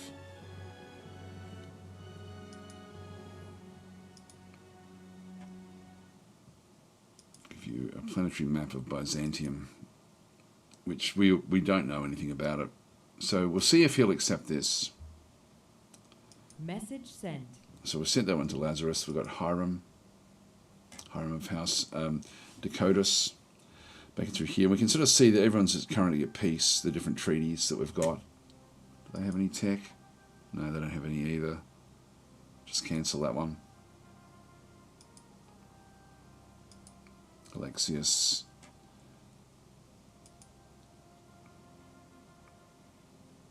No, it looks like we're sort of ahead with everything else there. Maybe I'll ask for an alliance with this one as well. Give you a planetary map of Byzantium. There we go, done. See if he'll take that one. And Yusra of House Al-Malik. They don't have any technology either. Alright, let's just leave it there. We'll just cancel that one. Just click on done. So we'll exit out of that one. So yeah, so our ship has actually hit orbit. We don't have any real fighting capabilities. We're not at war with the Imperium, of course. And so we want to take this one back towards our homeworld. And so we'll, or we could even go and meet it halfway. I might go and do that, actually. Let's go and have a bit of a look. So you can see there that Criticorum is actually a planet that is on the road to Byzantium Secundus. So at Kish, if I go back into Kish again and right-click on these particular ships, I've still got a couple of frigates that can move across. Let's go and grab one of the frigates, just by double-clicking it, and we'll move up to Criticorum. So we'll just go and click, and then click a second time. Now that's back there. We'll just go back across into this one here. There's nothing around the planet. We could even land troops on the planet to sort of see what's actually there at Criticorum. So with this one selected, I'm going to also send it there. And so we now actually have, that's now gone back to Kish, where we've still got some movement we can then go and do. But let's just go back up into here. We still have some things we can do through this other side. We've got, sorry, this is Criticorum. In this one here, we don't have any more movement, so we can't do anything else there. Yeah, we can't actually go to the planet. We can have a look at the planet to sort of see what's there. But we don't really have... So each planet is unique, if the way it's sort of established and set up. There's a good collection of units there. So we didn't know what was on this planet. If I go to another planet, for example, if I just go back into space, and again, we've got a few different planets in around here. So so these ones here have got the palaces already built there. That's what was said about the white planets.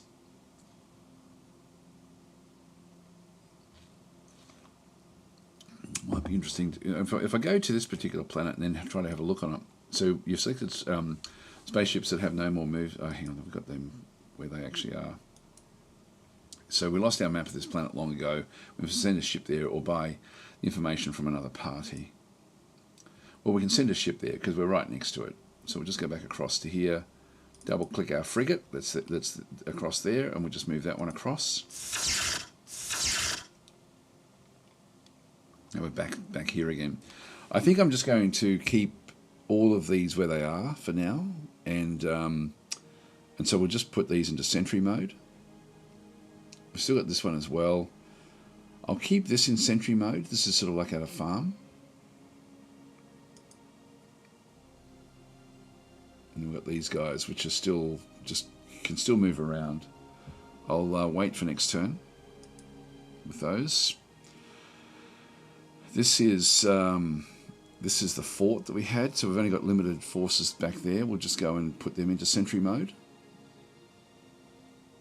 And this one as well, I'll leave this one in sentry mode to protect these. Move all of your units. Do you wish to end your turn now? So all the units have now moved. I'm going to say no, because what I do want to do is I now want to see this particular world. And so this is a frozen world. Let's just right click up through here. Again, we don't know which one the palace is. We're going to need to land. There's a few different groups in through here. Frozen worlds we don't actually have the ability to settle with just yet. So this is a world that we're not going to be able to get to, I don't believe. All right, so let's just go back to space. We'll just end our turn now because we've sort of now moved everything around. Yeah, there's no more moves there. That's okay. We'll just leave that one where that is. All right, so we sort of fumbled our way through the first turn. Done some attacks. We've sort of moved some forces around. I think that all looks pretty good. So we've got, we don't have anything left in space at Byzantium Secundus, but we are sort of now going to possibly, I think, move up this way. So we'll actually look to see if we can actually start to control this particular world. So just going to click on OK and end turn. House Li Halan. So it's now gone up a year, so it's now 49.57. Your farm has finished producing a militia legion on Kish, so we've actually now built the next one up this way. We can build more here if we wanted to, but I'm thinking I'd just leave one. I think I'll just leave one there. I mean, they do chew up food. I could grab a second one. Maybe I will grab a second one because we do actually have a couple that we need to then start to sort of to work through here. Could even build a road through there. Oh, look, no, I'll keep it where it is. Yeah, I'll build another one. Okay, I reject your terms, an alliance with you, and I'll give you a map of Byzantium. So they've rejected that one through there. Next message, rejected our terms as well. Okay, that's fine. All right, now they wanted us to give them, they're going to give us Firebirds, which is the money. Microbiology technology for 580 Firebirds. I'm not sure how many of that I need. Let's just exit for a minute.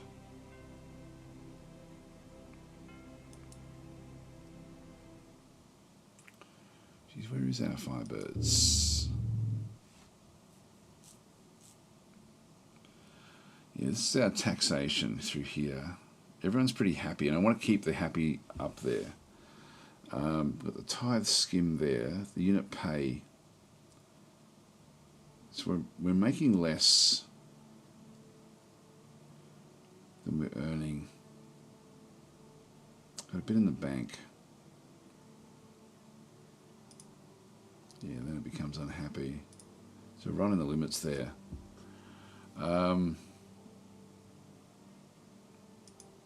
Yeah, they become unhappy if we pay them less. So we're going to have to get money somehow with what we're actually doing. We've got a bit in the bank, but we are losing a fair bit each turn. So we need to get money. All right.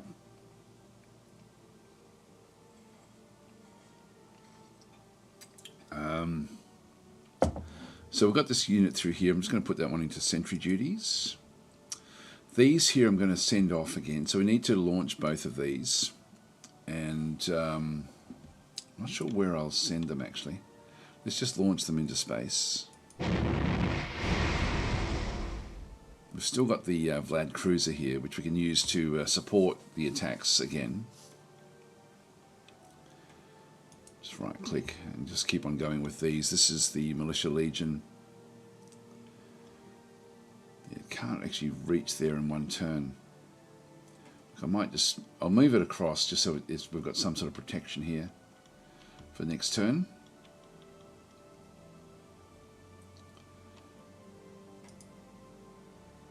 Actually, I won't even do that.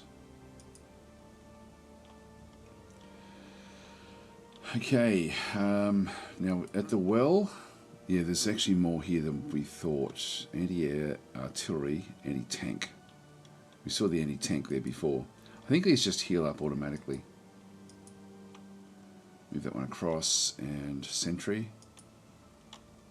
The sentry is actually not too bad. At least you sort of designate units that you're not going to really be worrying about.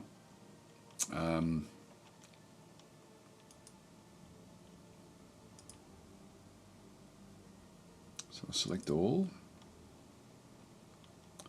Now I do actually have the scout tank, and I don't really want the scout tank to go in, but I'll move the scout tank out beyond this. So let's move into here with those. We'll grab the scout tank just by double clicking it, and we'll move it off to see if we can find any other rebels anywhere.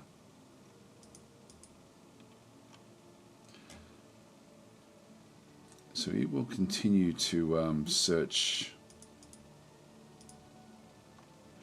with what we've got there. It can't move anywhere. This is slow moving. Back in this other location, we've got the bulk hauler. So I'm going to move the bulk hauler on its own out. I don't think I want to come back and pick these. Maybe we do, you know.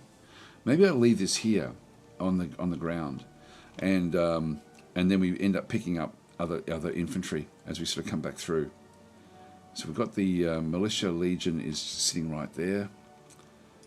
Just double click those, click on those, select those into there. So we now actually have a fairly sizable force. So that's that whole group.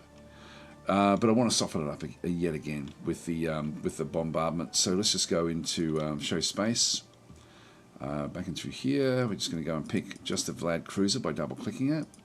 We're going to attack.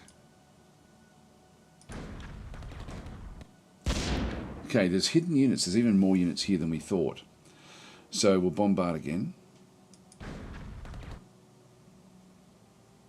And no damage. Bombard again.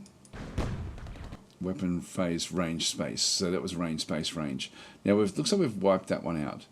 We've still got some forces in here that we're going to have to get rid of. So combat is now done. Nothing else I can really sort of use here to do any damage. So we'll just right click on this planet, and we'll just go in with this particular group now. So everyone is selected. Just make sure that they're all selected, and now we'll just go back in and attack, and we'll just go normal, no bonuses. We don't know really exactly what we're going to have. Now we'll look at the phases, see if we can actually pick the phases as things actually come through. So defender has hidden units. So we've got the direct, close, direct, close. There we go. And what's happened there is, so there was only weapons phases. They seem to sort of go in and out of the direct and close phase. So I'm not sure exactly what happened there. Our forces did overwhelm them, and our infantry did a good job there. Back in through here, we've actually wiped out a lot of their forces. Back in through this other side, we do actually have some units that have retreated, and so we have to now go and pick them up and capture them essentially. And so we now actually have the well. Back in through this other side, just go and click on combat done. So with combat now, that's them there. So we've got like a few different forces that have now sort of moved out. This is an anti-tank gun. And so we need to keep on moving with our forces. Now I think we can just move, I think we can just go in like this, I think. Oh no, we can't quite get there.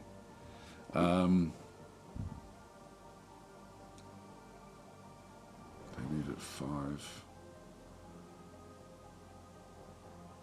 Got the officer corps.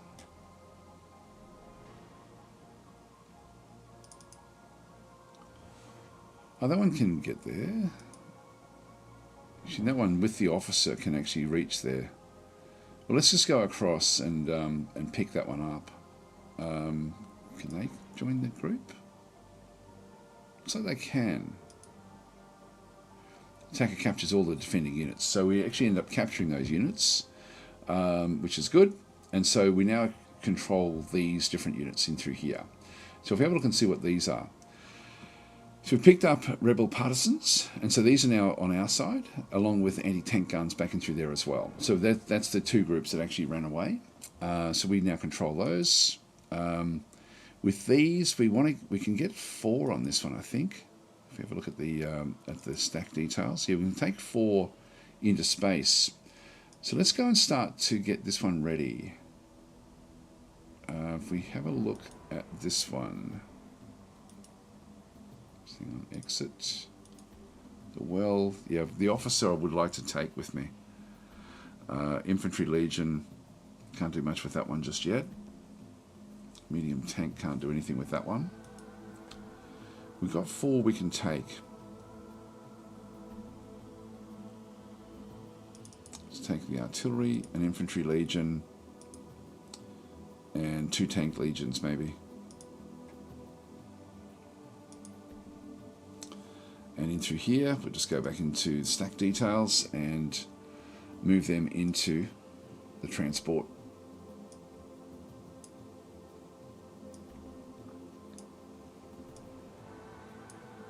And we'll take these off-world. And so with that group selected, we'll then launch. So they've now been launched. And we can then move this one to the north. And we might take, actually we can't take this one's now run out. The Vlad Cruiser is run out of movement. Just go and click there. And we can see there the green have now come through this area as well with a freighter by the looks of things. Right, so we've moved that one across. This militia, we want to move that one up into that particular location, so we'll just move it along the road. These can't move anywhere, so we've got no more movement there really, so we'll just leave them where they are. Yep, so just wait a turn. Still got this unit as well. Look, I might as well start to bring this one back down again.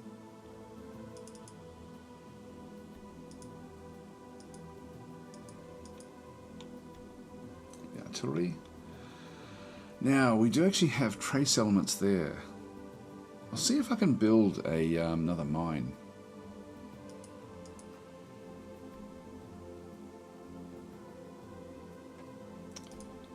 Not sure how this works.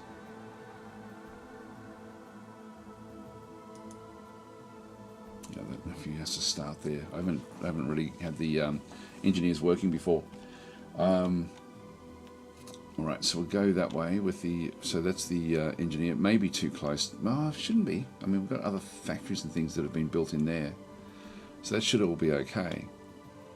Well, let's just keep on waiting for next turn there. This one here, this cargo, I'll just leave that one where that is. And just sentry the selected unit. These I'll sentry as well. I'll sentry those. I should have done that last time. Now this is the central area, the shield. I'll leave that one where that is as well. We'll just sentry that one.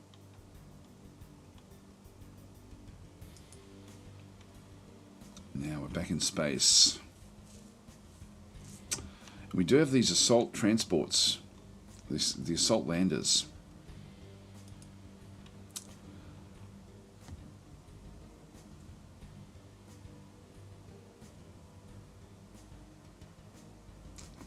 Here.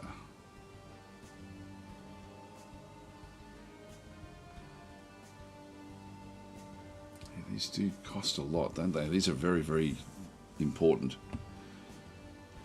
I'm tempted to go and kill off the other ship. We're not at war with anyone, but we might as well give it a go, I guess. Well, I'm thinking I might just leave these where they are for now. Let's just leave them where they are. So we'll just wait a turn there with those. Now, I'm going to yes. That's funny. I thought that we ended up. Oh no, that's right. We don't want to be here. I'm going to move that one back to this location. It's this one here. What's this? A freighter. It's only got 30 close attack.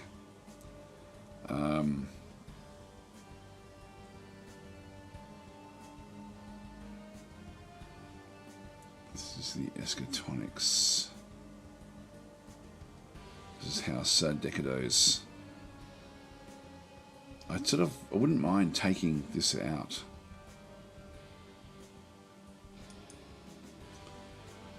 We have a We've only got one. We've got one frigate here.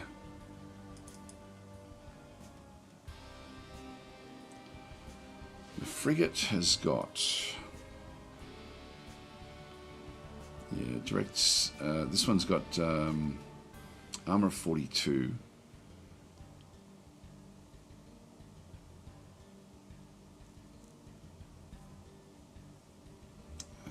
400 maintenance. God, do we do the attack? A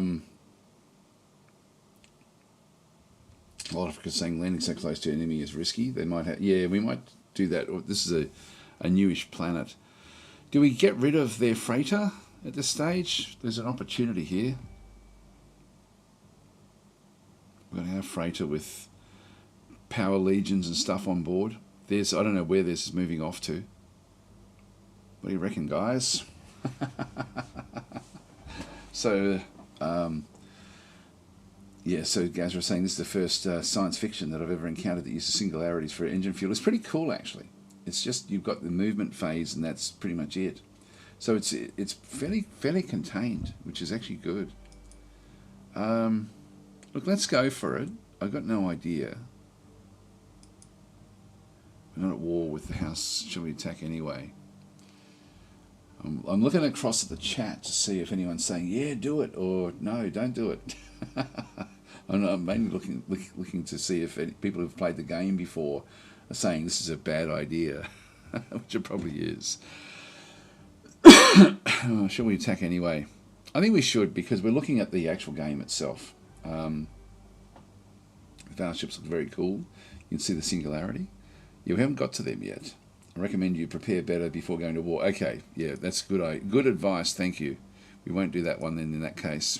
But what we will do is we will land on this planet, so Criticorum, and we'll start to sort of search around and see what else we can actually go and do in here. So at Criticorum, this is a there's a group in the forest there of different locations, and it would be pretty cool to maybe grab those, I think. So we might land on this road and just see what we can do. So Gaz was saying, what was unbalanced about the original game? Yeah, I've heard that and T5 Cats are saying it had so many in-game imbalances. It was not a finished game, in my opinion. Hopefully enhanced means they fixed that. I believe they have. I don't know what those imbalances were either, to be honest, but they've made things play much more logically. Things take longer where they should take longer, is my understanding. And also there's actually, if you look at the on the Steam forums, you get a lot of information there as well. And I do believe that there's a Discord server as well, where there's a very, very active Discord server. So you can sort of get information there as well about the changes that they've made. But they have completely rebalanced the game. Like it's apparently it plays very, very differently than what it did before. Now this is interesting. We've got food and metal there. I don't know why that's red there. Anyway, let's go and land. So I'll grab all of that.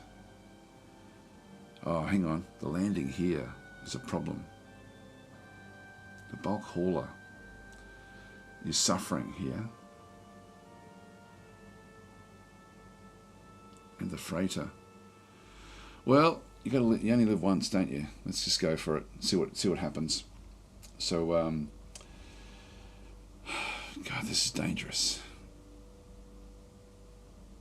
No, let's not. Let's not do this.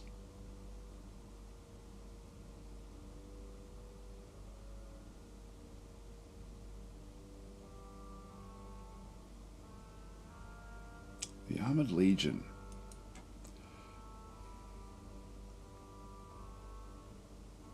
Do we land the Armored Legion at least? And then see what we find. Let's do that.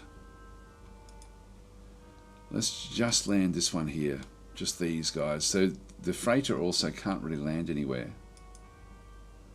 We've got a hex to land on. So let's go back across to the road here in the middle and land here. Again, I don't really know what I'm doing.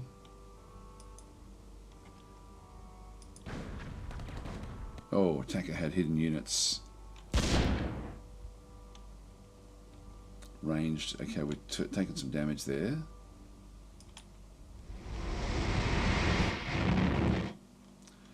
Right, let's go back here. Oh, no. Oh, no. We can't lose those guys. We can't lose them. That's terrible. That is terrible. Oh, my God. Messages. Do we get messages about that one?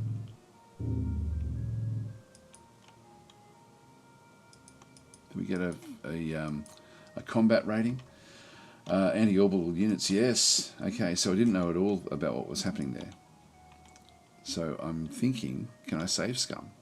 Can I load in the game before that happened? If we go to autosave, God, I hope this is... Where are we? It's hard to tell which ones are which, doesn't it? I'm guessing that's it there. If I go back to this one, I'll just see if this is like an old one.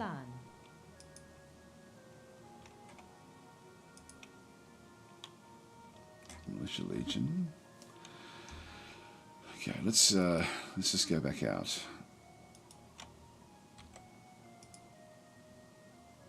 Hang on, why can't I move that one out?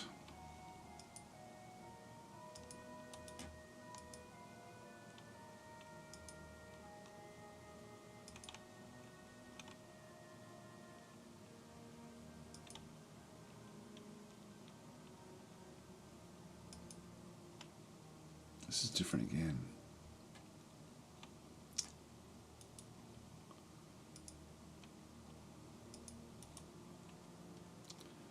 All right, that's the freighter. So we don't want to go here yet.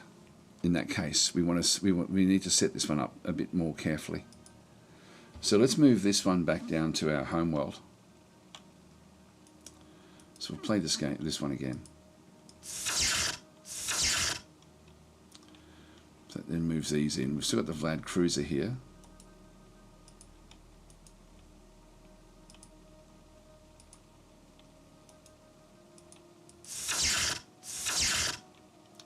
So we'll start to build up our sources here again. So we can't land just yet. So we'll bring the Armoured Legions onto the surface and we'll really just get rid of the rest of all the damage that we need to do on this particular location. All right, so we'll so we have now saved scum effectively. Back into here. Let's go back onto the. Do you want to land? Well, we can't do anything. I'll just cancel that one. So that one there will just be set for wait for next turn. Right. So we are back in here. We haven't taken this particular world yet. In this case, we've got these guys here, they're just going to stay where they are, so they're just going to be in sentry mode. These are going to take off again.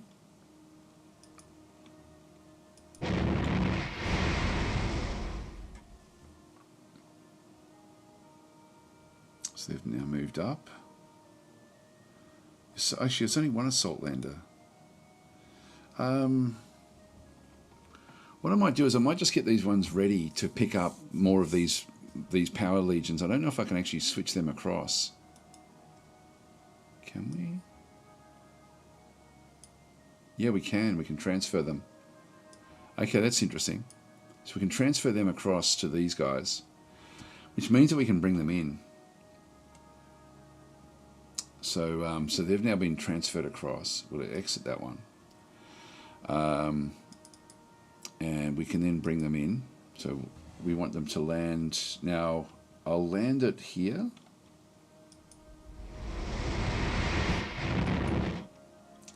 Okay, that gives me power legions, the armor legions back into this other side, along with the standard infantry legions. I've still got this unit in through here as well. We'll take that one up. And I might land that one back there again as well.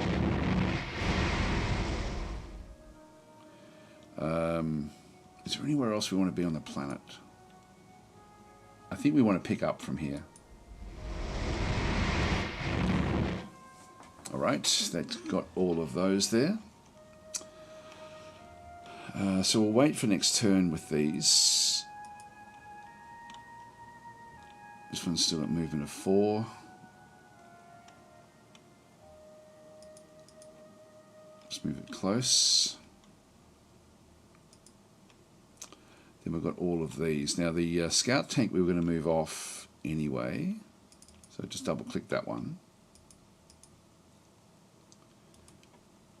And we are now seeing what we think is everything that's actually in there.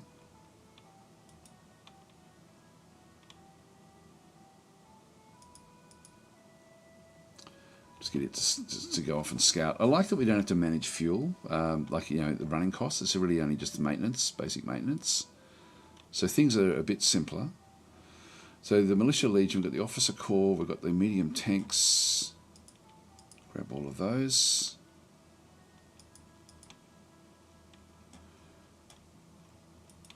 Back in here, we've got the bulk hauler. I'm going to keep the bulk hauler back in here as well.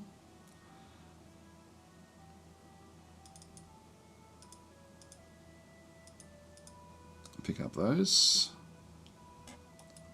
So we have a big force here. Like, this is very, very strong overall. But we'll still soften it up. So we'll soften up the well. That's what we see there.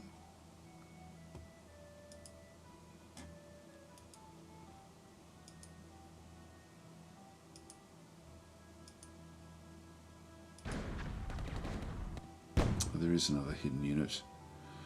Bombard again. Got rid of that one, that's good. And did a bit of damage there, I think, maybe not. Alright, still got a hidden unit, but we did a bit of damage there to the artillery. So that's going to be useful. Alright, let's go in with the forces. So select all. And attack. So we've got the power armor this time.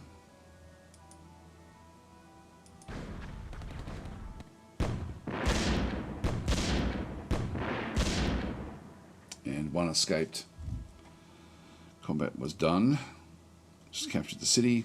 Great. Now where's the units that we have to capture? I don't think we can see it.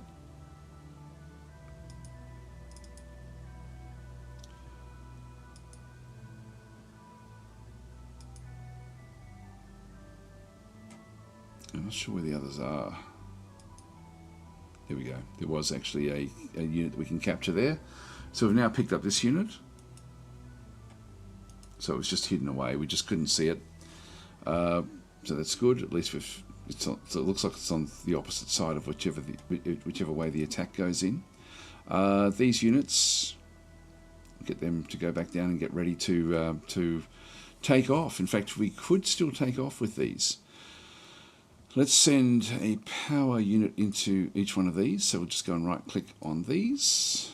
And so with the assault landers, we'll take a power legion into each one of these. There we are. Along with a Wolfen.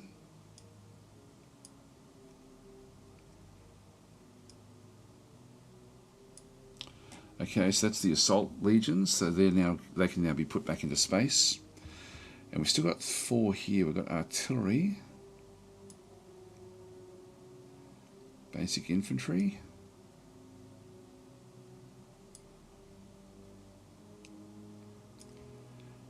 self-propelled, and a Wolfen there. So that's now all set up, ready to go.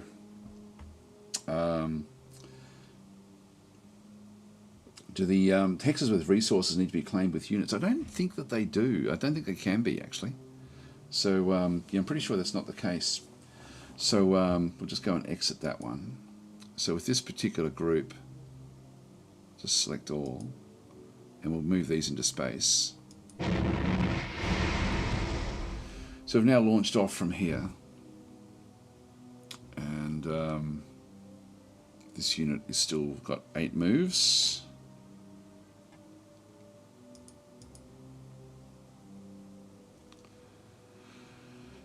And we'll just sentry this one.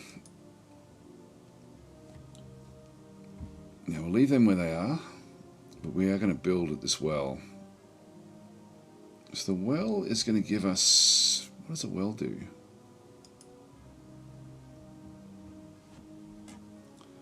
Just go and get another militia legion here.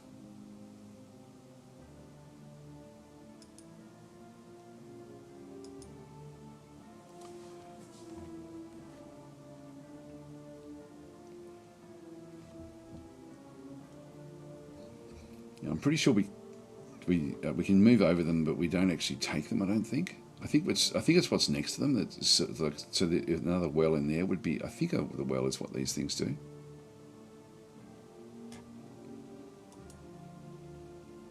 Yeah, harvesting wells. There we are. So and there we go. So we're going to harvesting 72 points on this planet. So that's going to start to kick in now. So we'll start to generate more and more energy back and through here.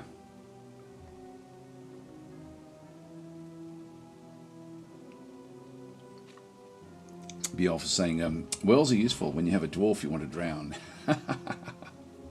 So, yeah, well gets you fuel, says the Imperialist as well. Yep, so Sedman saying, does have Universal Warehouse on or off? Where is that?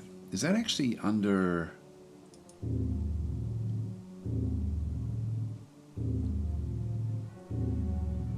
Not sure what that is.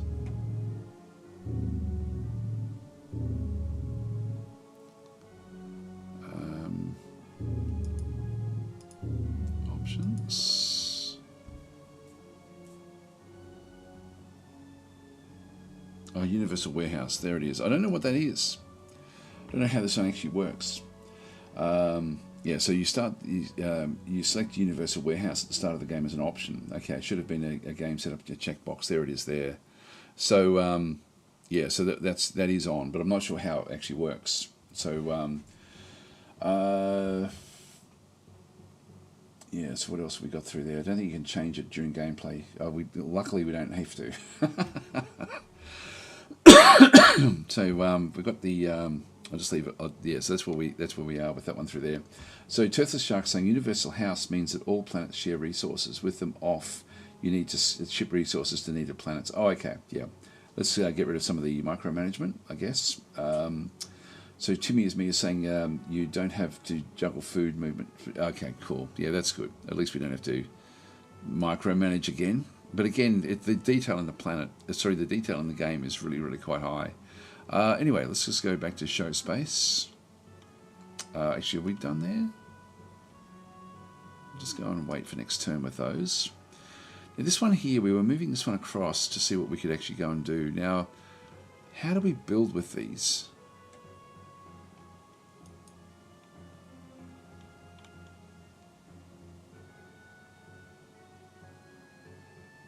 Not sure. I'm not sure how we build using these guys.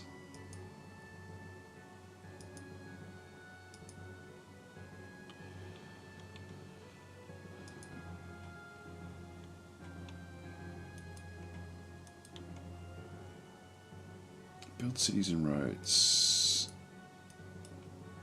Let's not disband. Yeah, I'm not sure how we do this. The order menu, is it? Aha, build city. Right, okay, I haven't seen this one before. So starport, we're missing required tech. We do want to build a starport. We've got a shield missing required tech through there, but we've inherited one.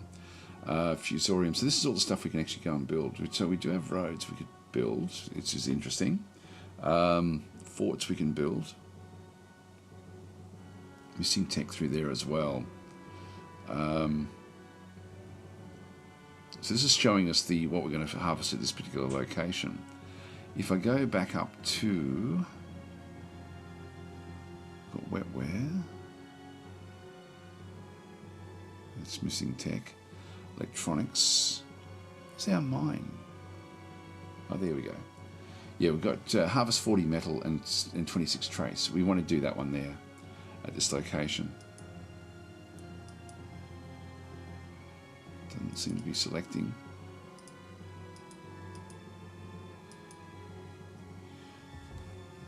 Is that selected the factory? Let's go and save the game. So save as.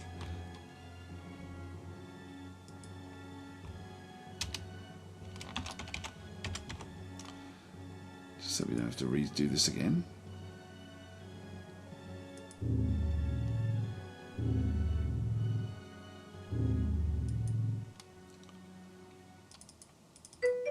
Don't seem to be able to do it there. Can't build another mine that close to an already existing mine. Oh, okay. Doesn't tell us that. So is factory the only thing we can actually go and build? What else could we build? We could build electronics. Okay. Yes, we can build certain things. Bioplant. Right, okay. Wonder how far off we have to be. Yeah, other buildings like factories can be on any range. Okay, so current mine probably covers those resources. Been a while since I've played. Yeah, I'm not sure. Not sure how that works. Well, we'll keep on moving up and see what happens, or we wait till we get the factory. All right, so let's just go across with that one. And this one in here, we've got the group. I'm just going to put them into sentry.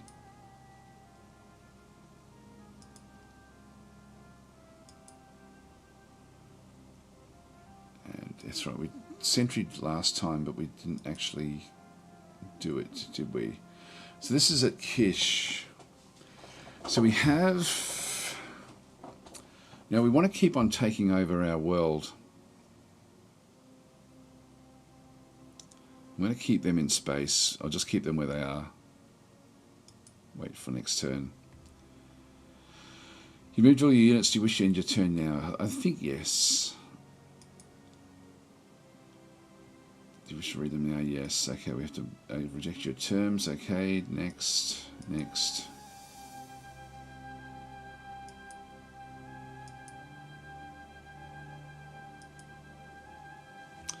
Now this one here, to get the Firebirds.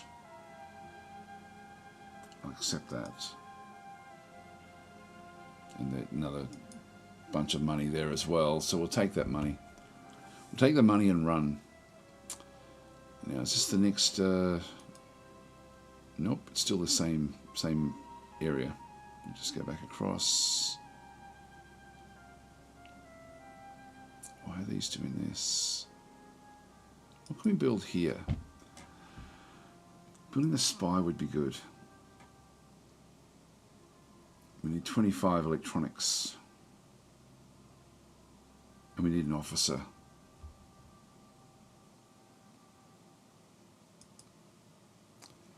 They need 20 electronics to build the officer.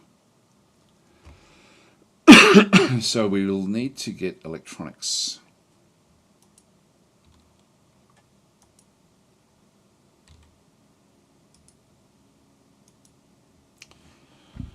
It's built with an electronics area used in servos, silicon wafers, think machines, and fusoriums. The Merchant League is currently paying 35 per point. So we need about 50 of them. So electronics comes from there. If we go back into the into our home world.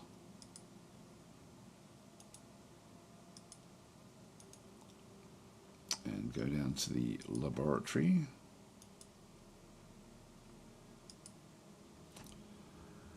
So we've got composite armor. Points left 86 on those.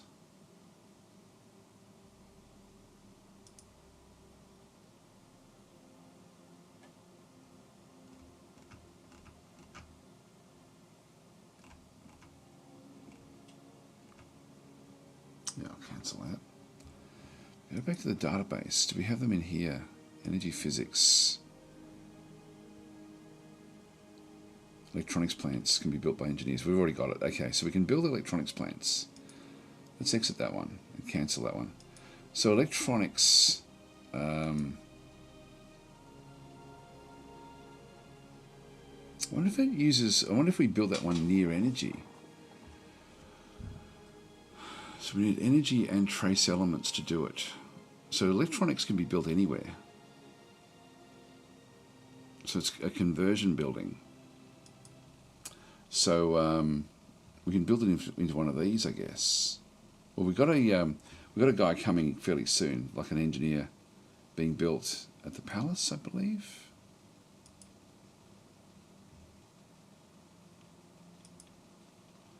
I might grab another one of these.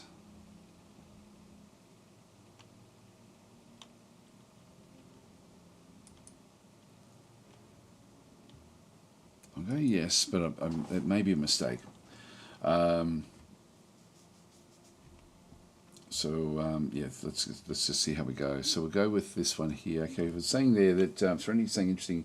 It tells you it's enhanced on the Steam page, but doesn't tell you what's been improved. Yeah, there is. I did see something, but I forget where I saw it. I did read something about the enhancements. I thought it was on the Steam page. Let's have a bit of a look and see if we can see it there.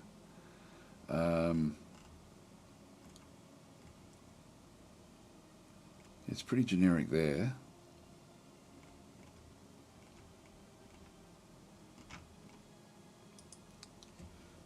Community Hub.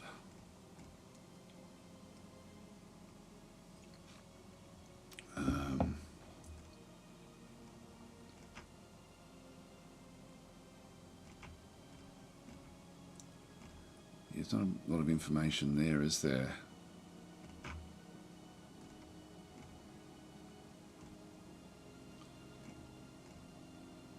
Yeah, I'm not sure about that. Let's just go back into discussions and see if there's anything.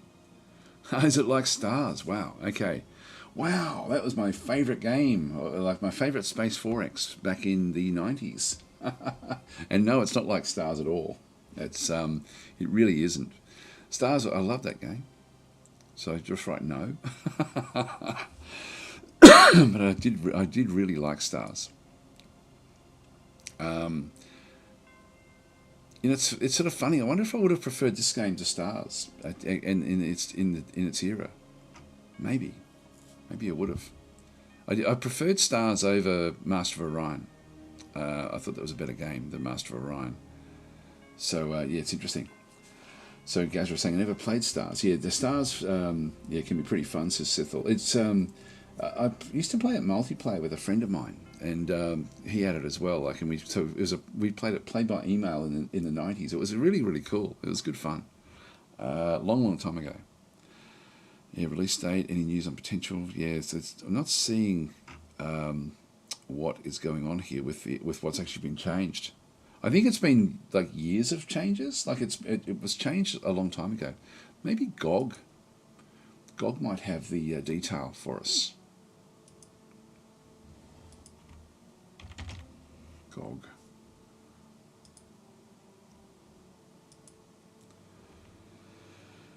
We'll see what we end up with. I'm not sure how much the game will be either, by the way, when it does release. So we'll just do a search. Now all of those. Of the Fading Sun. Enhance. Yeah, this will be the same one then in this case. This is $8. It's about $5 US by the looks of things, so it should be about the same, I would imagine.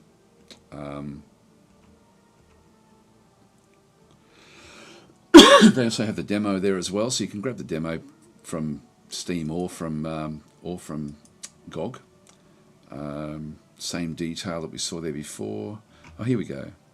So one of the most dramatic changes is one of the least seen. The game was initially built using the Whatcom development environment, and one of the first things we had to do was migrate it to Visual Studio. Additionally, the 1.5 patch adds significantly enhanced and added significant modding capabilities. This allows modders to add dramatically more units, technologies, and worlds, and even change game facets like excommunication, sector abilities, ruins, and much more. So more modding. Significant enhancements to the map editor. Don't know what the map editor is like.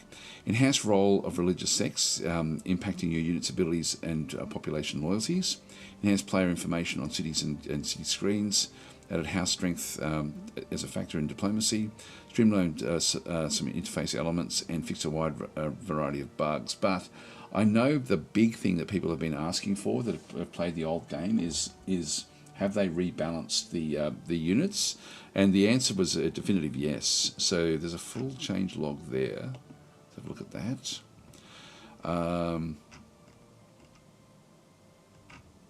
Yep, that's okay. Let's have a look at this one through here. So this is the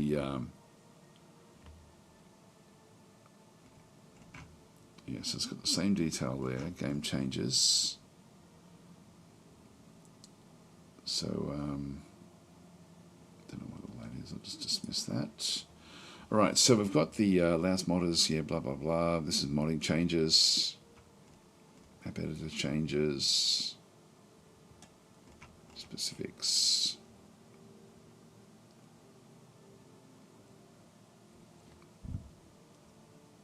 I believe, like, my understanding is they've really tried to make it so that every unit is now meaningful. But I don't know the specifics of that. There's a fair few changes here. Different bug fixes. But I'm not seeing the specifics there.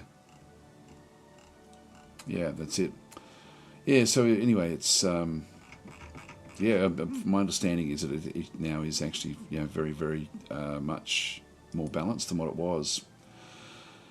Right, so... what are we up to? What are we up to?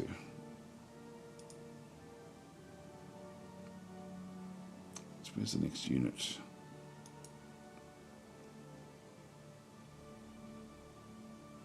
So that one there, I'll just sentry that. I think we're done here. I think we're done with our turn, I believe. There's nothing else we had to do, I don't think, so let's just end our turn. House Li Halan. It's now 49.58. The farmer's finished producing a militia unit on Kish. Okay, that's good. Not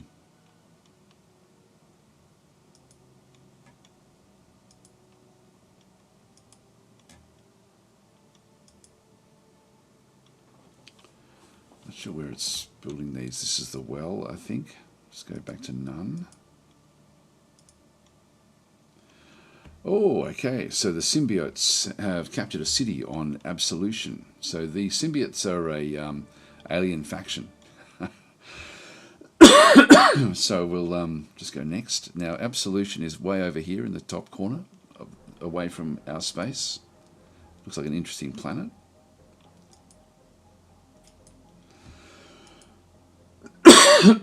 Excuse me. All right. So, while Africa's saying... Yeah, so from 1.51, we've reduced how aggressively the AI builds new structures and units on its worlds. Units have been rebalanced for cost and effectiveness. This means that units requiring higher levels of technologies are more dangerous, and some starting units take longer to build. This also increases the value of combined arm tactics. Most technologies take longer to research and require you to build and protect more labs. We have doubled the number of relics that you can find. Okay, cool. Thanks for that. And 1.52 is the version I'm playing, which is not released yet. So this is an advanced look at 1.52, which I don't know what the changes are. So we're sort of just fumbling our way through. So there we go. So yes, so April the 4th is... I'm guessing that's when it does come out, because for me it's April 5, but for you guys it'll be April 4, unless you're from Australia. So Dallas might saying, why does the GOG app not have the enhanced version, but the website for GOG has the enhanced version? No idea, sorry. I don't even know if the Steam version is a separate version. I did read something about that they were trying to make them compatible, which makes it sound like they're different versions, and that may be the case. They could be different versions. So the Steam version is the one that's now launching. The GOG version launched a couple of years ago, I believe. So, but I don't know the specifics at all. All right, let's go and start to move in. We've got Kish in through here again, so we've got that group. We've got a second one there. Let's just go and sentry that particular unit. We do actually have this guy now over here, Rebel Partisans. But these are now on our side. So I'll move them into the well, and they can stay in the well with the militia that we actually have through there. Now, this is energy cargo. I'm not sure what we have to do with the energy cargo, like whether we just keep it where it is. Yeah, energy we're now building up. Our food is going backwards, so we will need to get another farm somewhere. Or capture a farm. Maybe we'll do that instead. Let's start to move these off. So we've got more militia there. Let's have a look at the actual planet itself. Another area down here. And we've got what looks to be a farm down there, I think. So I might capture that farm. And we'll just do a bit of scouting around, see what else we can find up in this region. So that militia, maybe I'll leave it on the well. Yeah, I think we'll do that.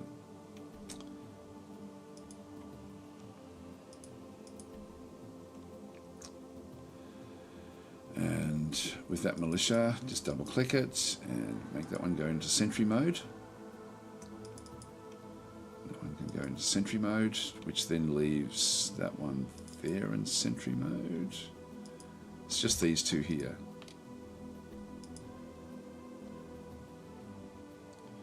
I'll walk them down. Now we do actually have the officer here, which I would have liked to have kept in space. They can start to move down towards the other group.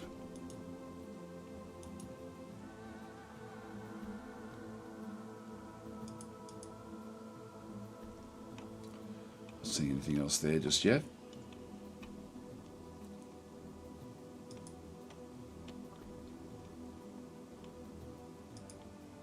Centrify that one. So, we wanted to bring this one back now, didn't we? To build an electronics lab. I can also go and buy it from here. Oh, there's the amount of money that we have as well.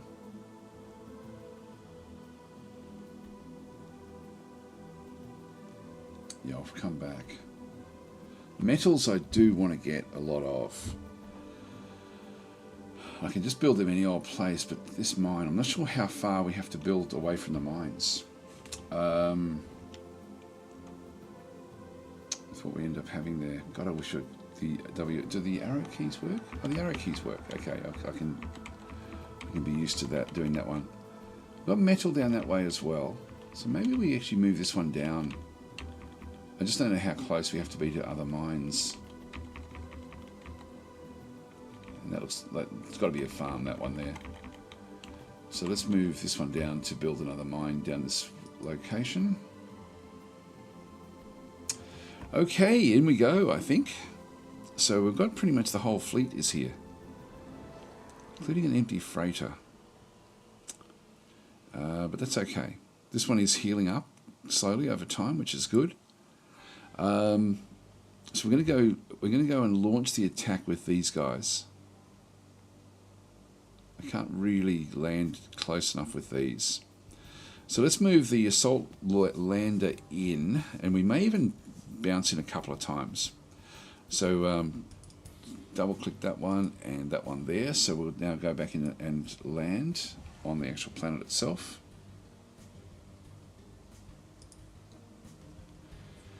So we'll land here in the mountains, a little way away. Do you have to unload all of your transport cargo? Yes. Okay. I like this a lot, you know, like the way it does this. It's actually very, very good. We'll move these down. Now that is a farm. We're seeing just some militia there.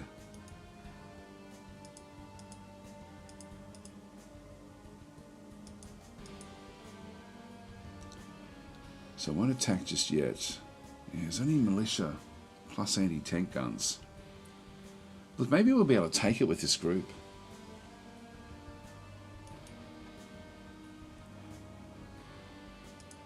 Yeah, the 2 units there with 2 more movement. Do we launch it back into space again? We'll be wanting to pick it up from here. In fact, we can use the freighter for that. Let's go and launch it back into space again.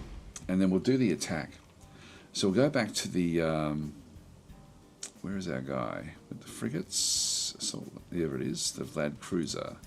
Double click that one, and we'll launch the attack on this farm. Got hidden units. There's one other unit there. Bombard again. Bit of damage against the anti-tank, and one last one. Got it. Anti-tank is out of the way, so I think that we can now go in with our 2 tanks and the power suits.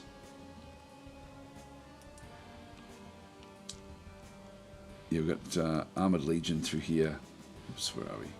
Yeah, with the armored. So the Armored Legion is a power legion with the big power suits.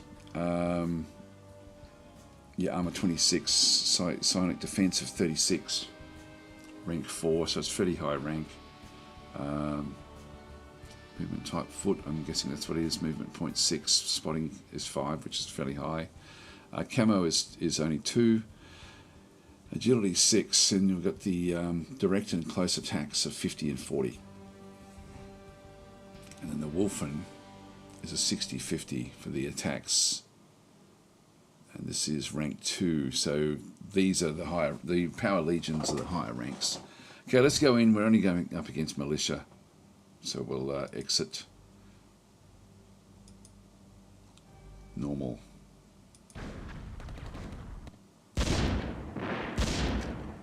Yep, so those have now run.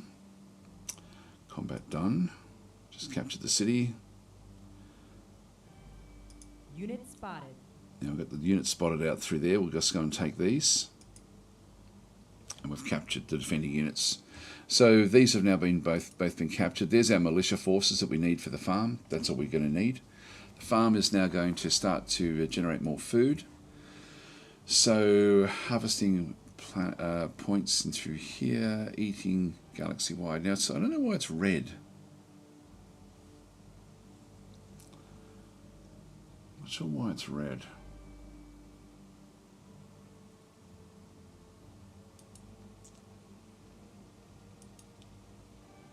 We'll exit that one there. So they can't do anything. Now we do actually have this group here as well. So we can land these back, or we can take them somewhere else. Might just leave them in space. These would be good to take to another planet. Maybe we do go back and try to take this other planet, but not with this. So we use the assault landers here.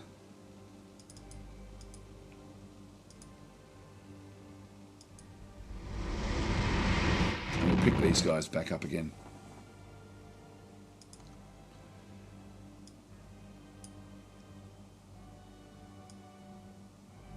Get the Wolfen in through there.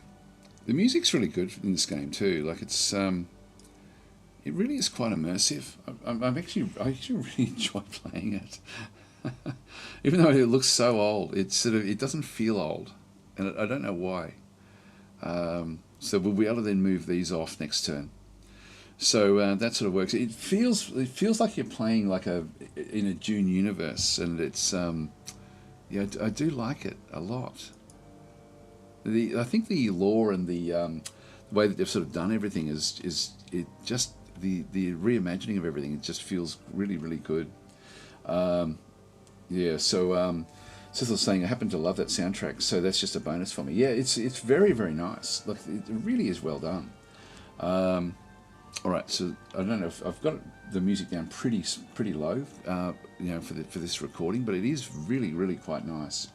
So let's continue on. We've got the, if we go to the next, there's no real way to move along existing path. How do we go to the next unit? It's little things like that. I don't know if there's no keyboard shortcuts or anything that you can do. There's no idea. Skip a space. All right, so if I press space, at least I can bring things through. I'll leave this one where that is, so we'll skip that one for next turn. Then we've got these guys as well. The freighter.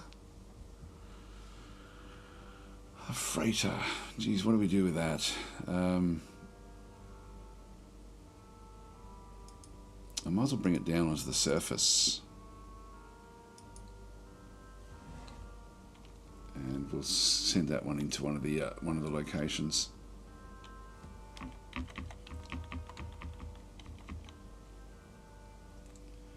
Maybe the factory.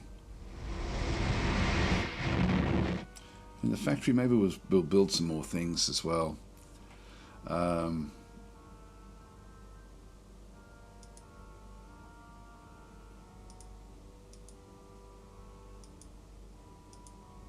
this one's got more. I'll go and build another tank. It's only 40 of these.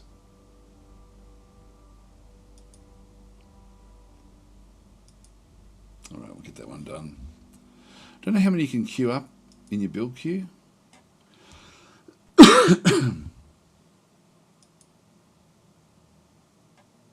like it's only one at a time, maybe.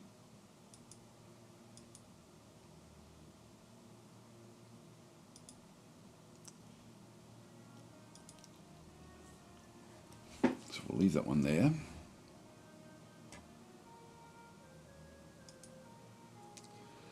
And then we just got the frigate, so we'll leave that one where that is.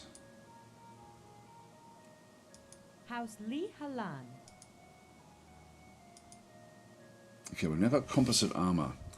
So we now need to choose a different one. We've got electron microscopes.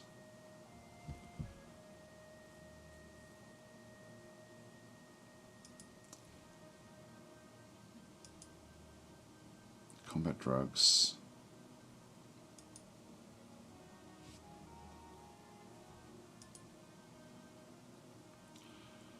So it allows building and doing different things in different locations. Maybe we'll take this one next.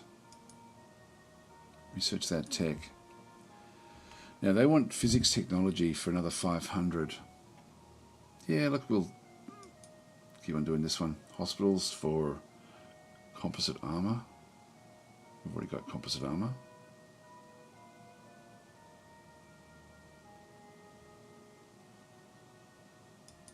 Just got that ourselves. Yeah, what's going on here?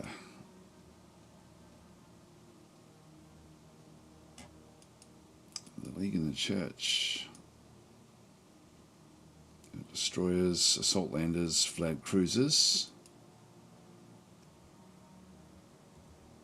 Alright, so the church is here at Kish, so they've actually arrived.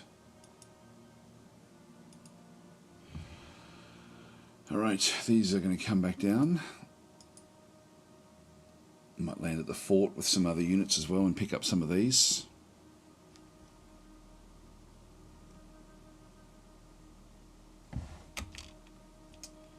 This guy continues on down. Let's just see what his orders can be, what he could build here.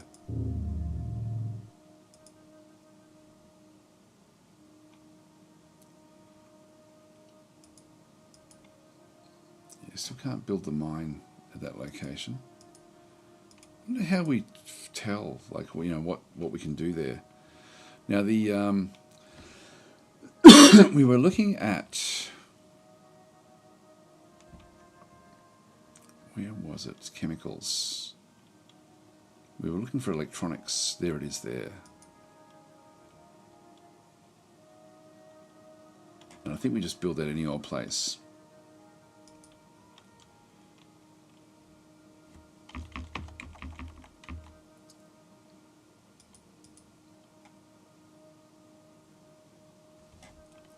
Aha! Here we go. We found some ruins. Now, I'm not sure how we cope with ruins.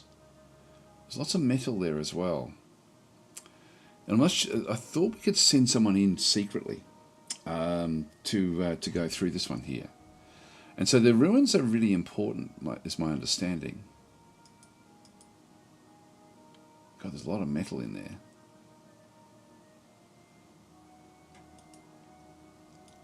I'm not sure how we explore this. We might do a save scum and just to see what we can find with this next turn. Now, we do have to start to wind up pretty soon as well, unfortunately. So just go. I'll see if I can I'll go in there next turn, and that'll have to be the last thing that we do, I think. So we'll just see what the ruins actually entail.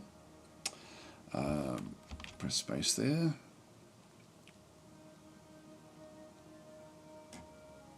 Here we are, building at the factory. Get one more turn with the medium tank.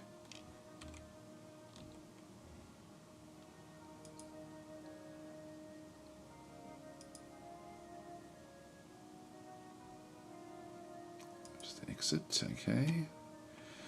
So we've got the freighter here ready to go.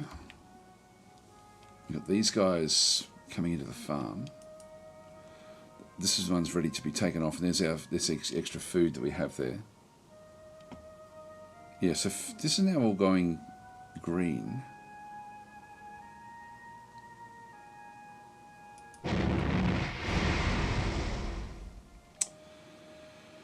Alright, so they're in space.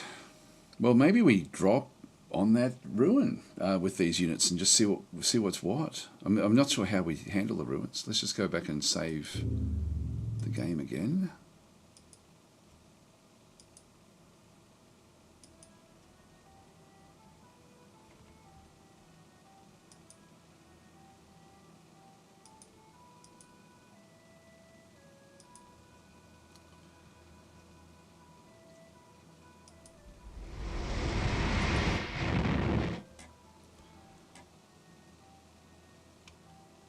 Okay, well, let's go in.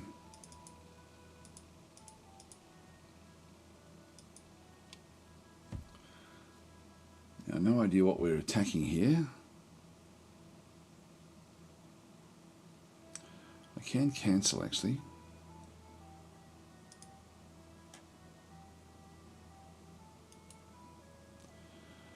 Okay, anti-infantry tanks. Gen Warrior Legion. Okay, so we've got different, these are like unusual things. We've got an officer, which is, we've seen them before. But we now have Reaper tanks. So these are anti-infantry tanks that are very, very high power, close combat weapons. Massive armor. The Banshee is a, it looks like a Stuka. Okay, so we've got this one is a morph dive bomber. Again, does different types of things in through there. And then we have a Gen Legion, Gen Warrior Legion. So genetics, I'm guessing. Again, look at the close support. Wow. Well, let's see how we go. Let's bombard this and see what actually happens here. I don't know what the ruins give us. Let's bomb the crap out of it and see how we go with it. We've got our combat, like we've got pretty strong combat troops, but not a real lot of them. So let's just go back out into space.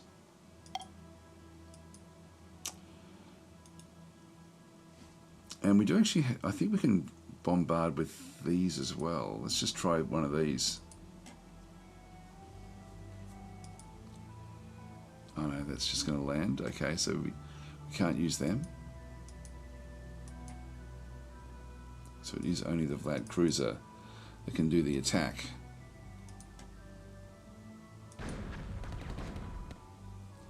So saying there's hidden units, we'll bombard again. Did a bit of damage against the against that one. All right, let's just see what happens if we do the attack. We did save it, I think, and I do have to get going anyway. So this will be just interesting. I could bring in the other group. I might do that actually, even though it's possibly going to destroy the ship. Let's bring this ship down.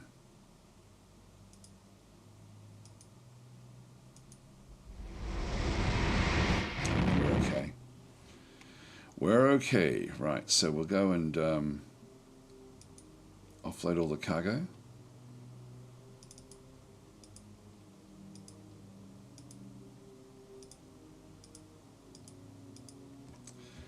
Let's go in, see what actually happens here. So we're going up against much more powerful units than what we've seen before. And we'll go in with a... God, which way should we do it? Attack minus defense plus. I think we'll just go in no bonuses.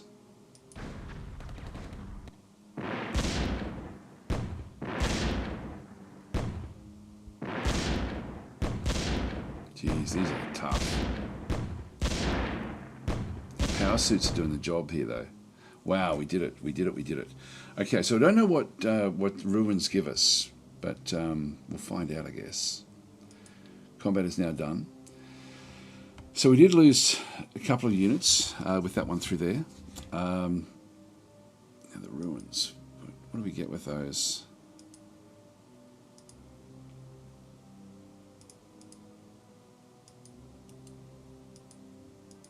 Do we have to do anything else? I'm not sure what we do with ruins. Oh, okay, so GOG patch on April 4th with the Steam release. There we go, so it'll be the same. Yep, okay, that's cool.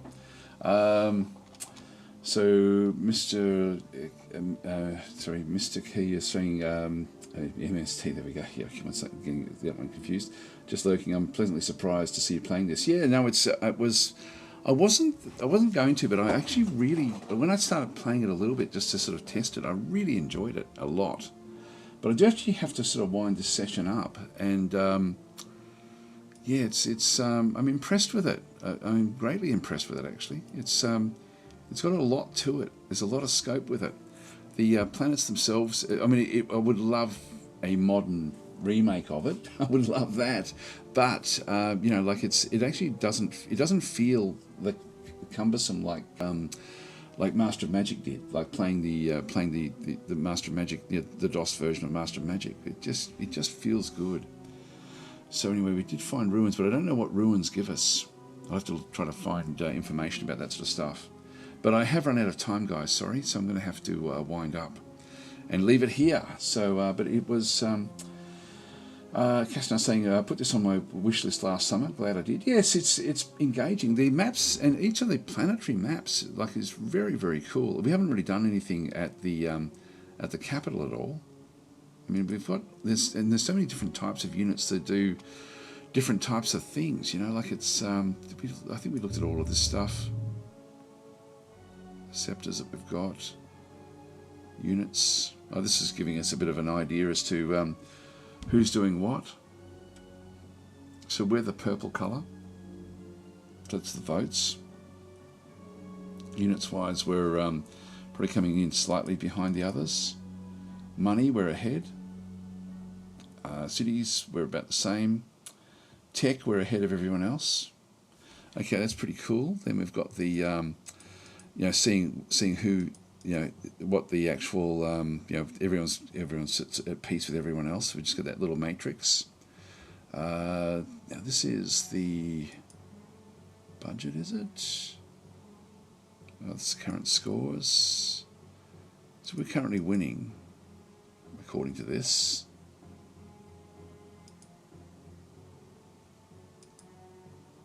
Not sure how that's kicking along.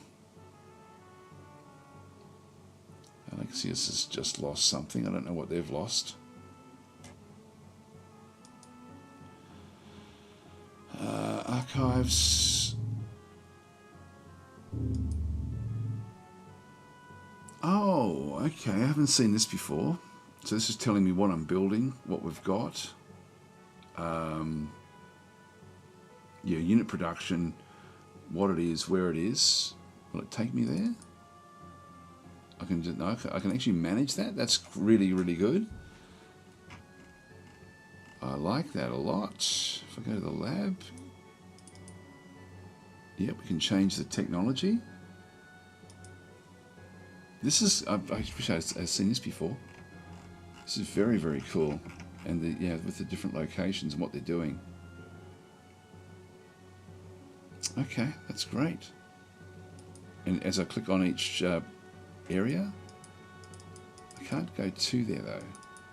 Would have liked to have gone. So the spy requires the electronics and the officer to be able to do that one. And to get the officer core, we just need to get more electronics.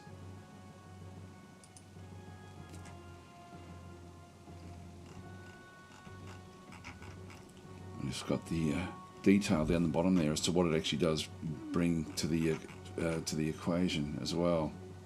Oh, there's the go-to. go to. So we can go to, for example, the well. There we are. I like this a lot.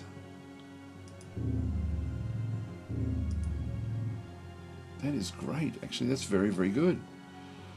That is very good. Okay, so we've got that one. Then we've got that. So that's the under the archives. We've got group finders as well.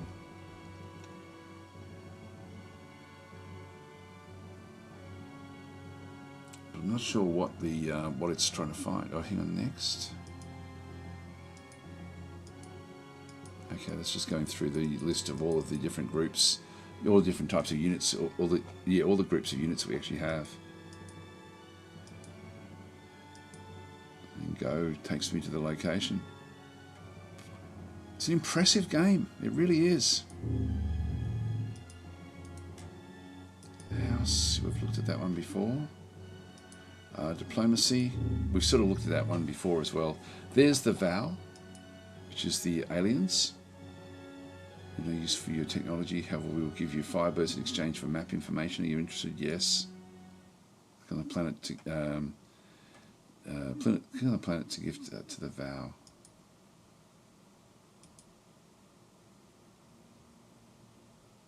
Okay, we'll give them the map of the Imperium planet. So as we explore more planets as well, of course, it then becomes valuable to other players. The church, what do they have? Give me. So again, very. We can prescribe tech and unprescribed tech. We can excommunicate somebody else. And we see here the breakdown of the actual of what sects there are. Now we're playing as Orthodox, so we are closely aligned with the with this group.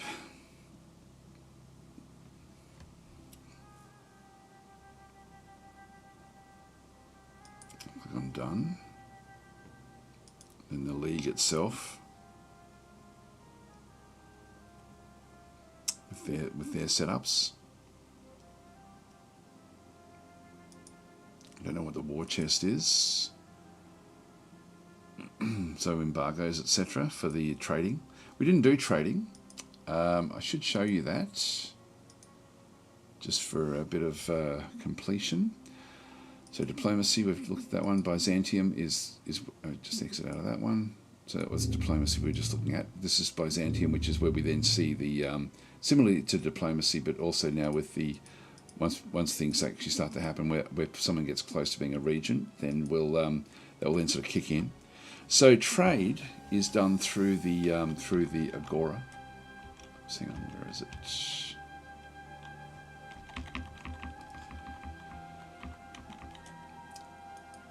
So if I go and have a look at this one through here, they've actually got certain materials in through here. So let's just say, for example, we're looking for electronics.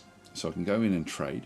So I click on trade here with this agora, and so electronics is in through there. So they've actually got they're selling it for 31. There's 51 available. Let's go and grab all of it. It's going to cost me a fortune. So we'll go and purchase that. So it cost me an awful lot.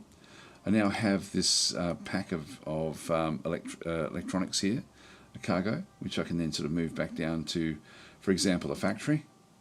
But if we're using that global area, I don't think we have to worry about it. I'll just go and sentry that. But if I now go back to Byzantium,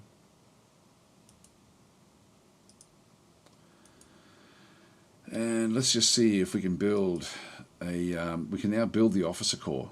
So the spy corps needs 25, and we've got 51 of them. The officer corps requires another 20. So we've got enough to build the spy, ultimately. We don't have a spy ourselves.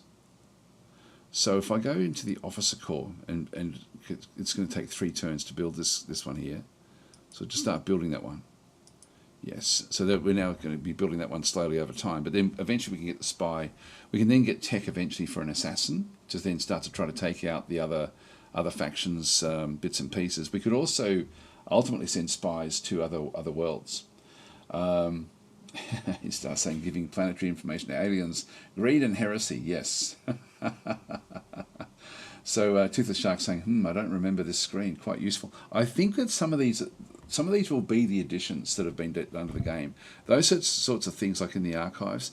The archives is a weird place to put the city info in. Like, to be honest, I'm guessing that's the one that you're looking at there. It's a strange place to have these sort of summaries, because they're usually sort of somewhere else. Like, they're not as part of the archives as such. The archives themselves are going to be more about the go to physics. These list all of the different what's web missiles consecrating to the red demons of war that haunt the 72nd hell, which rend. Yeah, it's interesting. I mean, it's sort of funny that these researching electron microscopes will get us closer to this technology. So there's different technologies. The church will also go back and start to actually forbid different technologies as well. So there's a lot of scope, a lot of replay value in this game. It's it's a bit of a shame I didn't get very far into it. And we've only played 3 hours, and could certainly play a lot longer. But there's too many other games launching this week, so I wanted to squeeze this one in, because as I said before, I am very, very impressed with it. Just in what it does do. It looks old, but it doesn't feel old. And I mean, there's certain aspects which are clunky, which you'd sort of half expect, but overall, it's very, very well done. Very well done. So we're getting on top of all this stuff now. Electronics, we've got 31 left. It's a great little game. I'll just do another save as through here. But I'm enjoying it a lot. The other ones, if we just maybe finish it off, I've got a bit of time, so let's just go and go back to the main menu, and let's go and start one of the other games and just sort of see what they look like. So if we go and start new, I'll go to load custom, and the Dark Ages one does appeal to me. I think this is a much slower start, but in a much smaller universe. Let's just keep on playing with Lee Halan. House Lee Halan. Back through there. Here we go. We've got Reformer. We've got a Steam achievement. That's one thing that has been added as well. So we'll just go and grab Chikeo. There we are. Just keep all of that stuff the same. We'll go electron microscopes.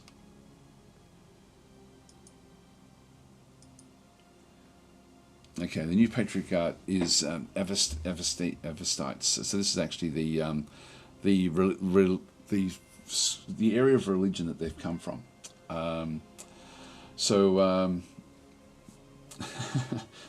Team Games are saying, I thought this was a game that came out around Civ 2. This is new. It's not new. This is from 1997, but it has been re-enhanced for now, basically. So we're in here now. In this case, we do have different things that we kick off with. So have a look at these. We can see that there's some units we can sort of see. These have got chemical. These are crimsons, which chemical shock legions. So they've got their own different types of. This is House Hazat, which has got its own unique types of weapons, etc., etc. If we have a look at ours, we're back in here. We've got we do start with an assassin this time. Duels high-ranking units during combat. Can attack on Byzantium Secundus. So this one can actually do hidden attacks. So we do actually we start off with an assassin, which is something we'd have to line up for. We've got assault troops as well, an assault legion, which is actually bigger than the power legion. It's still the same rank, but it's better than the power legion. Just looking at what it does do. So direct is 80 and 70. This is 50, 40. Yeah, that's interesting. Now the assassin. Not sure how we use these again. Yeah, I'm not sure how these are used. Anyway, we've got our noble here as well, of course. So we'll just exit out of that one. So this one we start off, and we also then start off with a submarine. So we have a a hidden unit that's actually part of this particular world. Nothing else on the world that we can sort of see or control. So still got the Imperium back over here. Let's go back out into space and have a look at this is a much more cut down version. I believe that Kish and these other home worlds now are much more difficult. Have a look at these. They've got the same sort of start as what we had before with the assault landers. Let's go back to Kish. It's got the same start there. Looks the same, but I believe that the rebels are now much more difficult in this particular one to take on. So yeah, look, I won't keep on playing. Just another 100 turns. Yes, the Supreme Plague. The Patriarch is like the Pope. That's right. Yes. So if I just go back and click on OK. So if we have a look at diplomacy, yeah, this is the Avestes Patriarch. So the Avestes down this way. I'm not sure how this works in here. Yeah, I'm not sure how this one actually does work, but it does. It is a way that we can then talk with the church. Yeah, that's okay. We'll just cancel that one. Exit and done. Yeah. So anyway, it's an interesting game. There's a lot in it. It's much more engaging than I thought it was going to be honest. When I started playing it, I was like, the music and just the overall lore actually really immersed me in the game itself. It's a very solid game. I think I'll be playing more of it. I'm not sure when. Well, I'm sort of mindful of not overplaying games too much. I hope this has been enough of a at least whet your appetite type session, just to sort of see if you do want it.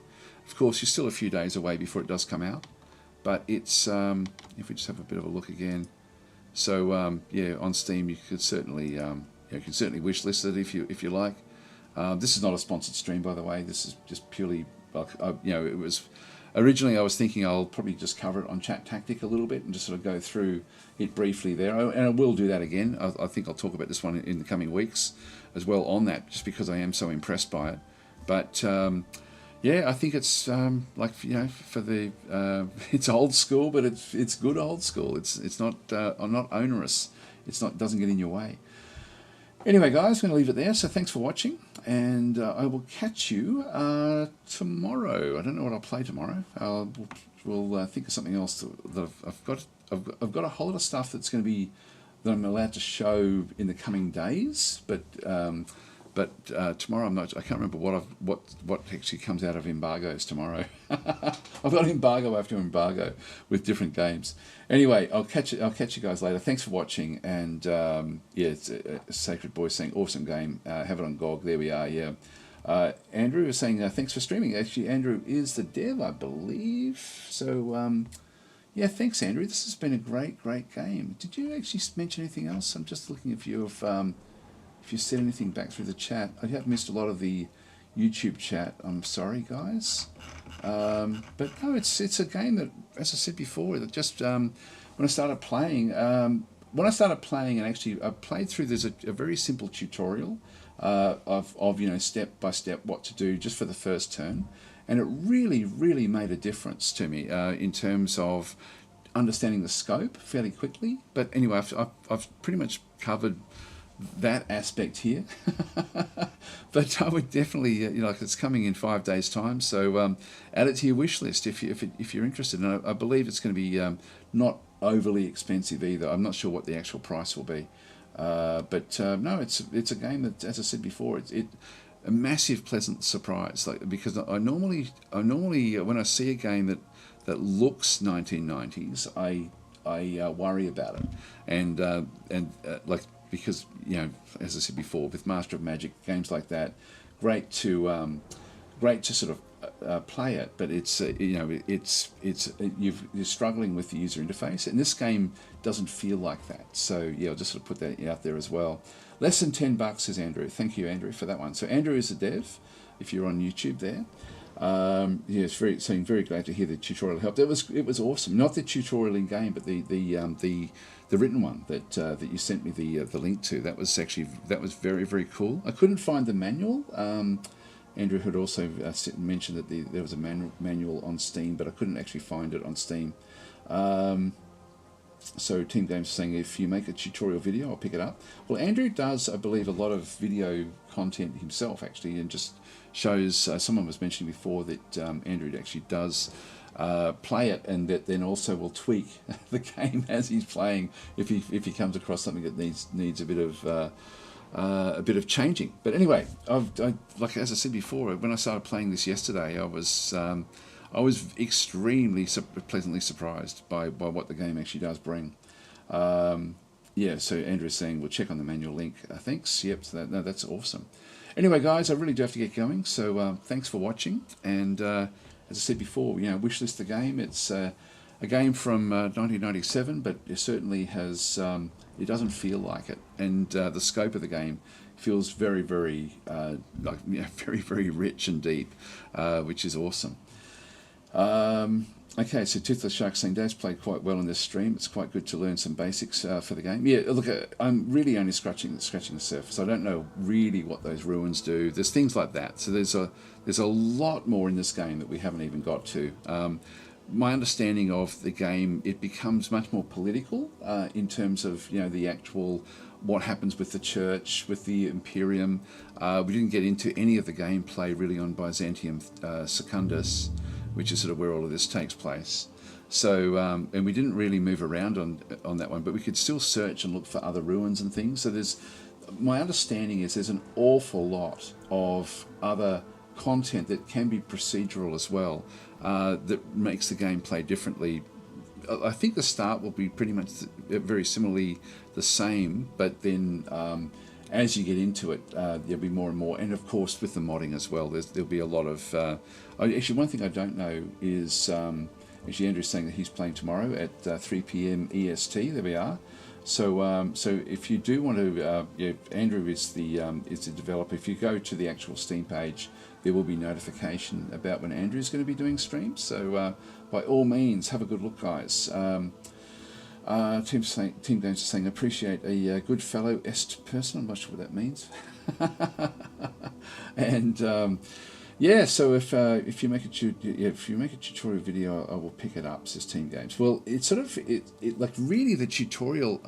Maybe I will do a very short. I might just do a quick little bounce type video at some point as well, just to really go through what to do, because that was for me a bit of a game changer in terms of my own understanding of the game. It actually gave me an idea of the scope of the game very, very quickly. Anyway, guys, I do have to get going, so we'll leave it there. Actually, Toothless Shark is saying ruins can have artifacts that give stack or empire bonuses, or can have some different unit stacks, including nobles, that you can potentially capture. Oh, okay, cool. Yeah, I didn't actually we took one at the end there, but we didn't actually really get to do anything with it. Actually, one thing I don't know is I'm running out of time. I do have to really get going. So anyway, I will leave it there, guys. Thanks for watching. I'll catch you